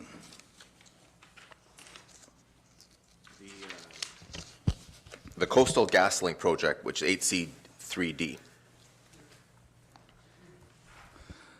Councillor Kelly. No, thank you. Councillor McCaw. Councillor Millette. Nada. Councillor Sanderson. No, thank you. Councillor Carr. No, thank you.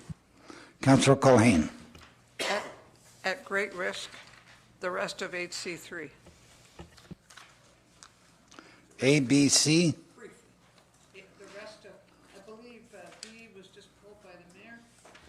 So you want A, B, and C? A, B, and C, just a one-liner. Okay, Honest. and I would like 8B, or 8C, 3C. So can we have approval of 8C1 and 8C2? All in favor? Whoops. Oh, and 4 on the other page, sorry, folks. All in favor of that? Carried. Okay, item number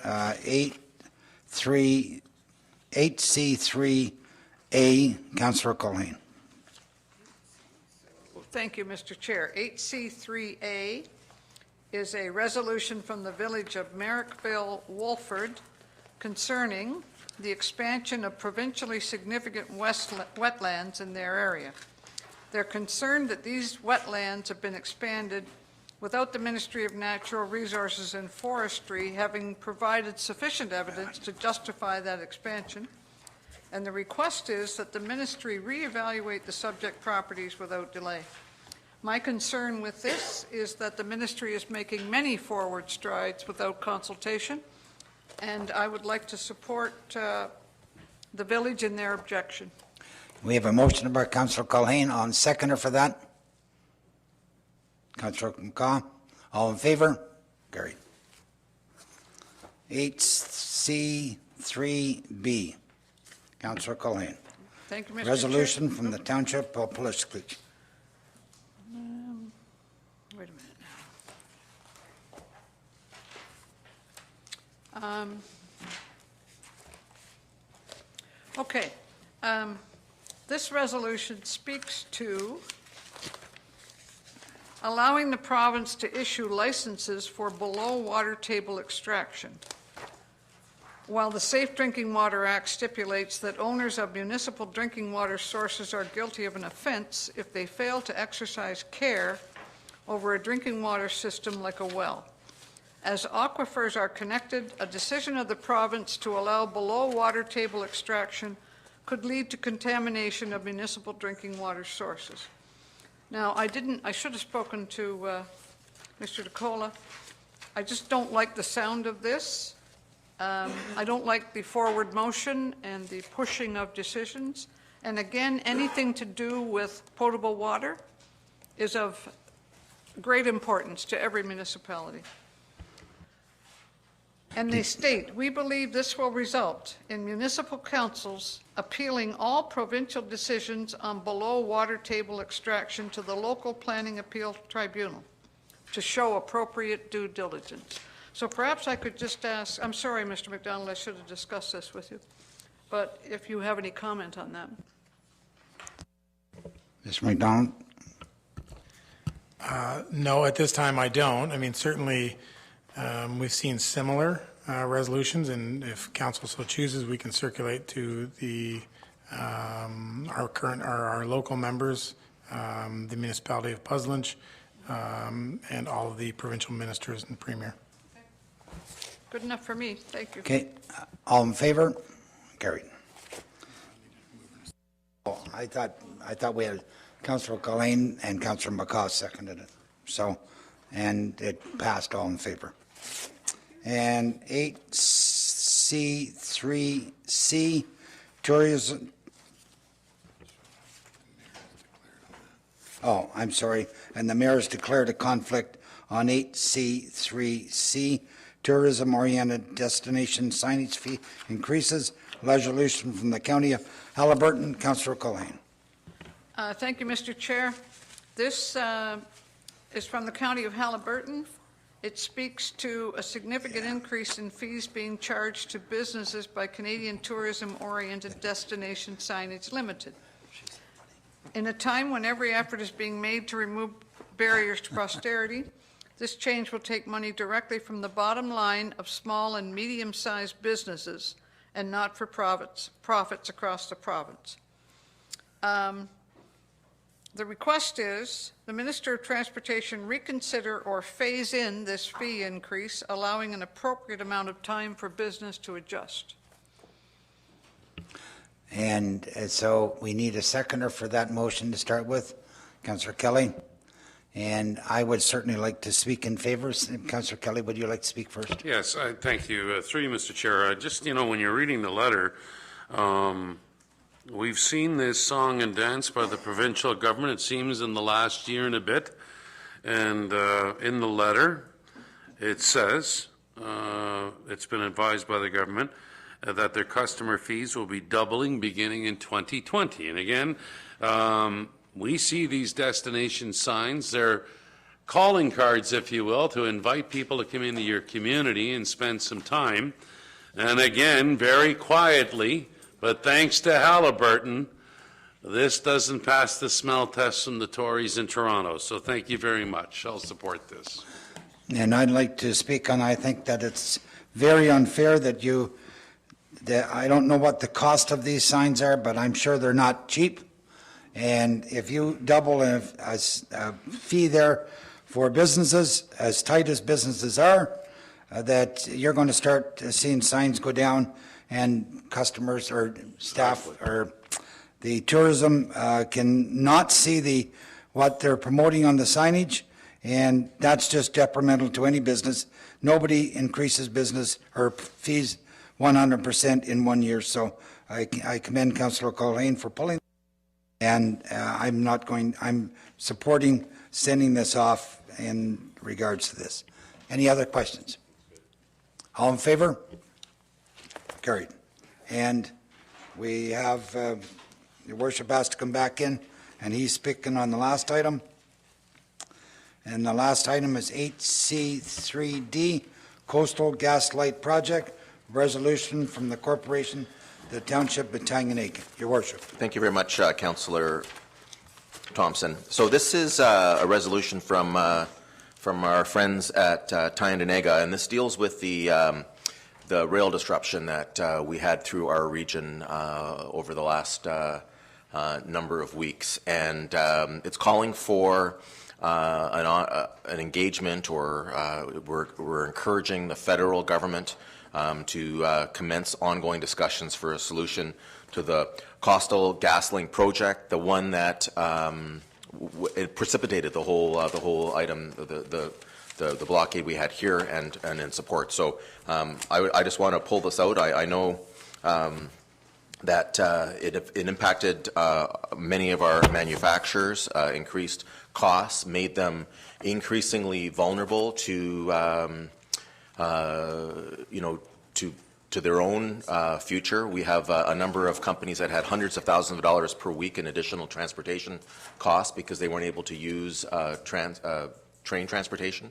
They had to use trucks. It caused delays in their fulfillment of their contracts. These things factor in greatly when you have a manufacturing industry, because if they lose their contracts because they're not able to fulfill their orders, then that means jobs. It means people have lost jobs. Certainly we saw some labor disruption in Belleville where people who were either laid off temporarily, but the best thing that we can see happen is a long-term solution, and we're calling on the federal government to ensure that there is proper discussions and a long-term solution. Thank you.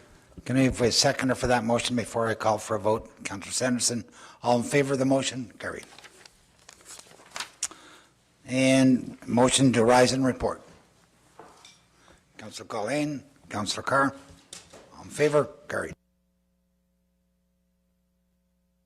Thank you very much, Councillor Thompson.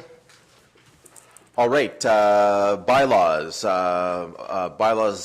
First reading of bylaws, and if it's okay, I'll just read the numbers. We have a number of them today. 2020-44, 45, 46, 47, 48, 49, 50, 51, 52, 53, 54, 55, 56, 57, 58.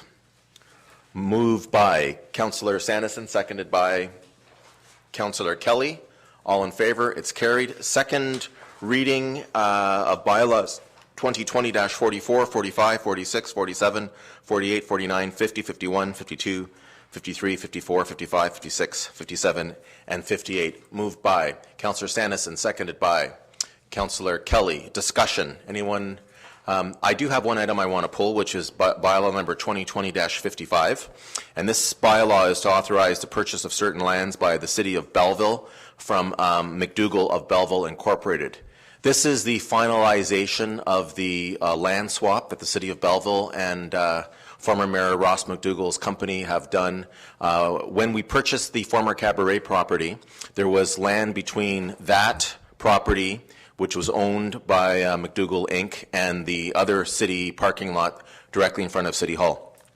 Former Mayor McDougall has graciously, and when I say graciously, at no cost to the city other than the transfer costs, so he didn't make any money. He's agreed to swap the land, which I believe is called the Wilton, the Wilton parking lot at the south side. He's agreed to accept that farther away from where he is now so that his employees can continue to park and allow us to have one continuous piece of property. That is a huge advantage for the city, one in which was done out of service by Mr. McDougall and his business. I want to bring attention to that because it really is something that we're grateful for, and we thank him very much, and he deserves people to know that rather than requesting to make a profit on that land in terms of that transfer, he has facilitated that greatly, and when we appreciate it. Anyone else have any items they want to discuss on this? Seeing none, the motion's on the floor. All in favor? It's carried. And third and final reading of bylaws 2020-44, 45, 46, 47, 48, 49, 50, 51, 52, 53, 54, 55, 56, 57, and 58. Moved by Councillor Sanderson, seconded by Councillor Thompson. All in favor? It's carried. New business. Seeing none, we'll move to, Councillor Sanderson, under new business. Thank you, Your Worship. Got three items here I'd like to discuss. So the first item is the Sylvain Routhier hockey rink, which is located in Bird Park. For the past two winters, the Sylvain Sylvain Routhier hockey rink has operated with huge success. It's a community collaboration providing recreational use for children and adults alike in Bird Park, as I mentioned, which is in Settlers Ridge. Community residents are asking for assistance / guidance for a more permanent structure. What they've asked for is a concrete pad that could be utilized for summer activities such as basketball as well as hockey in the winter. So that, to that end, I know that we are working with the Rotary Club to develop an outdoor recreation facility in the city, and I would like to ask, through His Worship, to Director of Recreational Culture and Community Services, Mark Fleur, if he's able to provide an update on that specific project. Actually, Manager Reid is handling that now.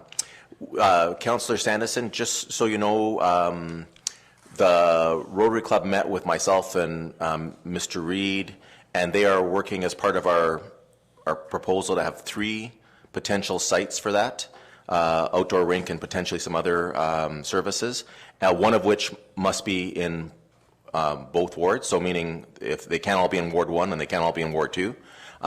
What I would ask you, if it's possible, we can ask Manager Reid to speak about it, but if we can let that process go through, because Council will be making a decision this fall on those items. Yep. So, Mr. Reid, do you have anything else you want to add to that? Okay. Is that okay, Councillor yep. Sanderson? Thank you. Thank you. Second item is on public transit. So since the federal election, I've been in constant contact with MP Neil Ellis regarding the ICIP funding application that received provincial approval last year. And it's my understanding that federal announcements are imminent. So we have a purchase order ready to go. So Manager Paul Buck has already got a purchase order for 4 40-foot buses that he can issue immediately once we receive federal announcement, which would have to then go to the province and be bundled up with their commitment previously and sent our way. So originally, 2 of these 4 buses were going to be straight replacement of buses that we needed to remove from service. They're basically being held together with hope and a prayer. So unfortunately, we've got 2 other buses that we probably should be using as spares rather than have them out on the roads as well. So basically, if and when we receive the 4 buses, we're going to have to utilize them for existing public transit needs rather than be able to utilize them for expansion. So I wanted to share that with the group. So with regard to service in Ward 2 specifically, Transit Manager Paul Buck is in discussion currently with Deserano Transit to potentially lease a 2018 vehicle that they purchased. And they purchased it to be able to support Prince Edward County, but they've recently lost that contract. So it's a 20-foot unit, and it needs, obviously, to come to the Transportation Operations Advisory Committee. But conceptually, we would deploy that unit in Ward 2 as sort of phase 1 of public transit for Ward 2. We would then gather information. We would use it as an on-demand service, and then gather data in terms of usage and coverage throughout the ward to be able to allow us, when we move to phase 2, to be able to apply perhaps fixed routes in a logical fashion. So I just wanted to share that with the group. Lastly, we've also been working with Parkhurst Transportation and the mobility service that we're insourcing effective May the 1st. the transition is happening seamlessly, and I wanted to personally thank the folks at Parkhurst Transportation for their support over the years and for their service over the years, and also, you know, a very professional manner in which they're allowing us to transition the business. And the last item that I wanted to raise under new business was discussions that we've been having with the Ministry of Transportation. So last fall, we received notice that the province would be installing traffic lights at the Highway 62, Foxborough-Sterling Road, Deset Road intersection. We have been trying to get sort of a window into what the installation schedule is going to be. And I know that General Manager Joe Reed has been in contact with MTO, and we are waiting for an update, and hopefully we'll be able to report back at next council meeting. And Right. That's it for me. Thanks. Thank you very much, Councillor Sanderson. And just on those buses, we've already funded through our capital process the acquisition of new buses, and we are just waiting for that ISIP announcement because we can't order the buses until we get that funding in place. And the buses are, I believe, an 8-month window, 12-month window on it, and so we're very impatient. You know, but I think that secondary bus, I'd be very interested in seeing the recommendation of the committee you chair on that coming to us, because that might sound like a perfect one to use for that trial project. So thank you very much. Anyone else for new business? All right, there are no motions today. Anyone have notice of motions? Seeing none, announcements. So, okay, I'll start on my left. Councillor Carr. Thank you, Mayor Panchuk. Councillor Sanderson and I will be hosting Ward 2 Town Hall meetings. The first one is Thursday, March the 26th at the Thurlow Community Center. And the second one is April 2nd at Belleville Fire Station number 3, out on Old Highway number 2, and both start at 6:30. Thank you. Councillor Sanderson. Thank you, Your Worship.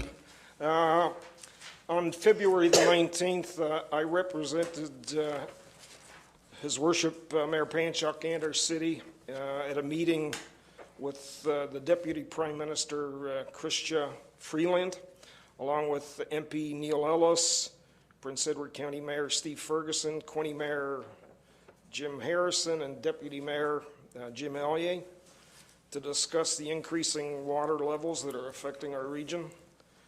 The Deputy Prime Minister was well informed and had arranged to have in attendance Sylvain Fabi, who is the Executive Director of U.S. Transboundary Affairs. And the result of the meeting was that they took away some specific actions and are developing work that's to be undertaken to find longer-term solutions and adapt strategies to alleviate the impacts to the various stakeholders. So nothing is going to happen that's going to change our situation for this year, but perhaps down the road. And then the other item that I'd like to share is the Cops for Fishing, Kids Fishing Derby was 3 weeks ago, and it was another resounding success. I stopped by to chat with some of the young anglers, and they were having a blast. Really kudos to the police services. They're certainly woven into the fabric of our community and deserve recognition and praise for all they do. So, thank you. Thank you very much, Councillor Sanderson, and kudos to you for that meeting. I wasn't able to attend as I was meeting with the company that was awarded the contract for the Bell Boulevard West expansion.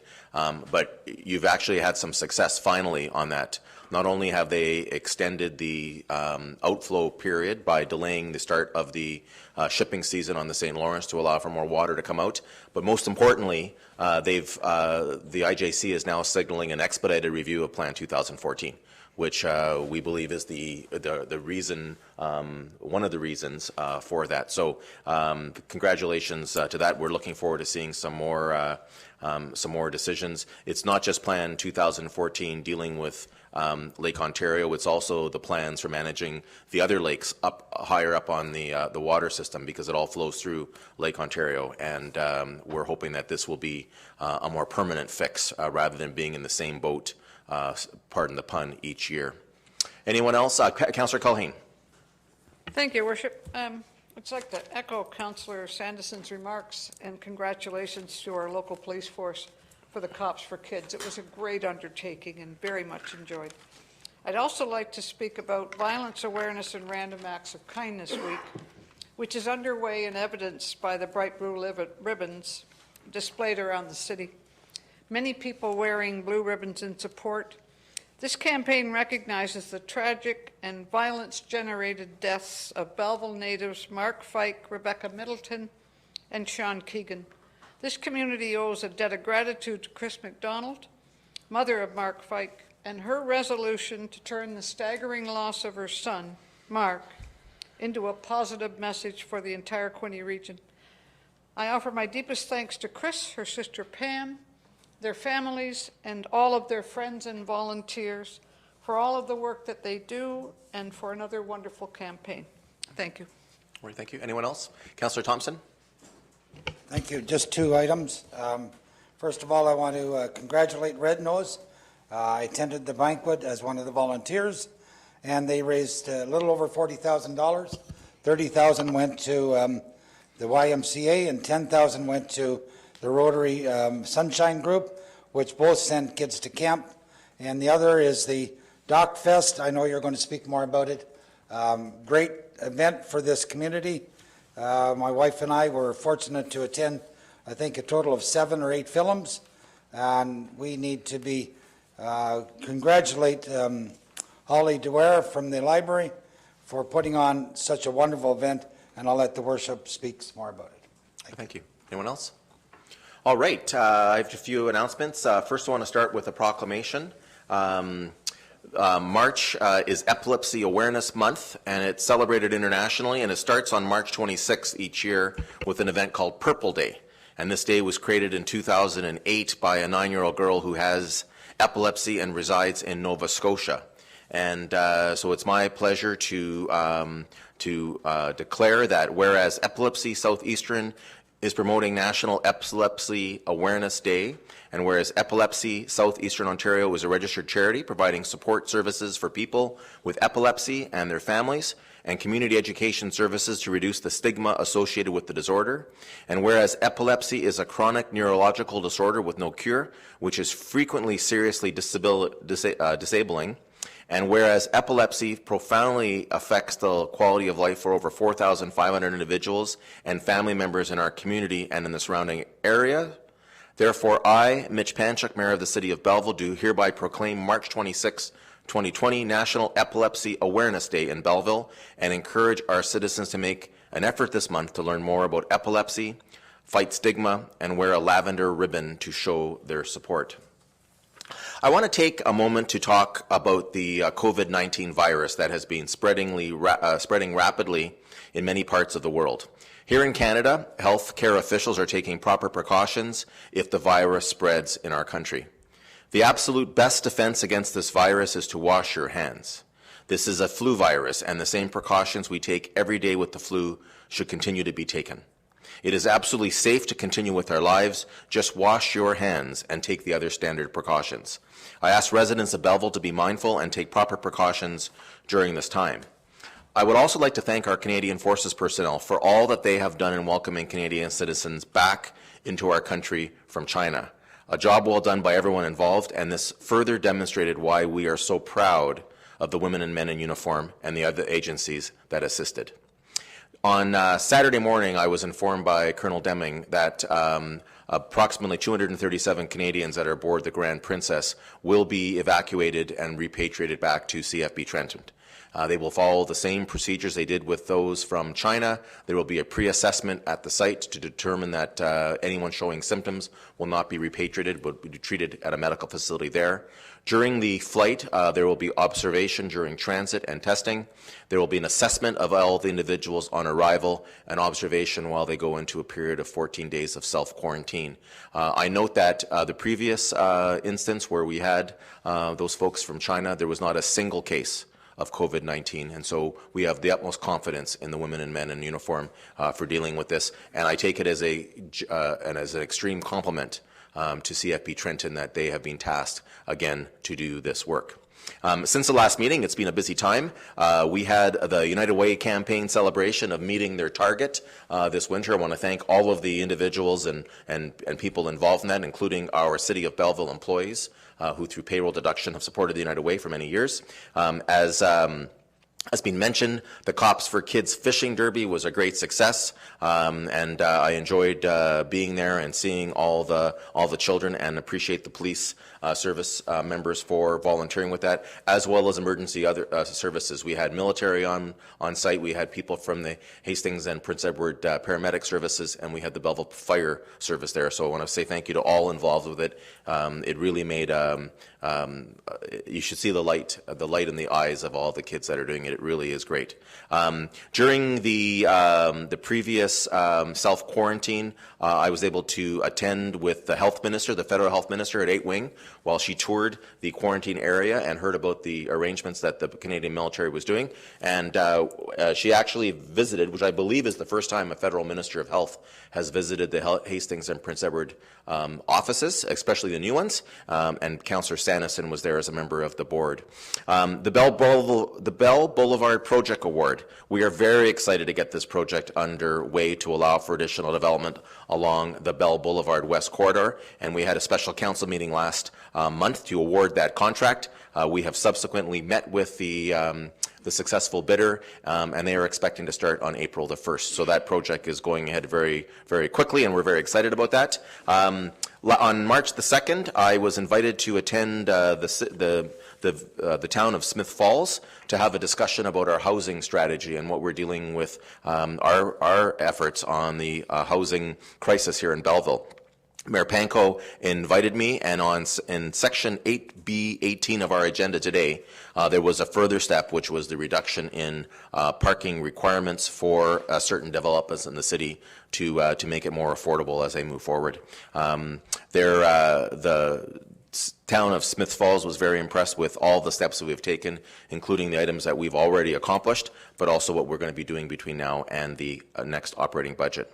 Downtown Dockfest, which Councillor Thompson had mentioned, what an incredible event that was. Again, we don't think they have the attendance numbers yet, but I will not be surprised if they set new records. Certainly, the Friday daytime events had higher turnout than before. Councillor Millette and Councillor Thompson and I took in the Friday night opening gala to a packed house at the Empire, and I think rekindled my appreciation for the former band, The Band, and understanding a little bit about their history. And it was wonderful to have a Canadian producer and to have such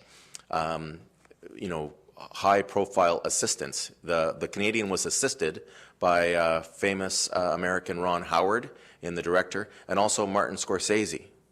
Those two people collaborated with them to make a pretty good documentary, and I think it talks about the quality of this documentary to think that those people were involved. On Saturday evening, I was able to attend the Children's Foundation along with my wife and Councillor Sanderson and his wife as they raised a record amount of money honoring Mark Phillips as this year's guardian angel. Last month, we had a very pleasant visit from Belleville Senators owner Eugene Melnick, who was in the vicinity checking out schools with his daughter. I was able to host him for dinner, and then councillors were invited to the game, and we were able to meet him. He certainly was impressed by the welcome that we gave him and how the team is doing. A week and a bit later, I had the occasion to spend a day with him on his home island in the Barbados, and I'll talk more about that. But it was trade deadline day, and his intention was to strengthen the Belleville Senators all day, and I think the moves the Ottawa Senators made that day certainly help. But it's been a busy time. I thank all members of council who have attended events on my behalf when I couldn't do it. I really appreciate it. With that, I will ask that bylaw number 2020-59, a bylaw to confirm the proceedings of council at its meeting held on March the 9th, 2020, be read a first, second, and third time, and finally passed on this 9th day of March, 2020. Moved by Councillor Kelly, seconded by Councillor McCaw. All in favor? It's carried. Motion to adjourn, moved by Councillor Carr, seconded by Councillor Thompson. All in favor? It's carried. Thank you, and we'll see you in a couple of weeks.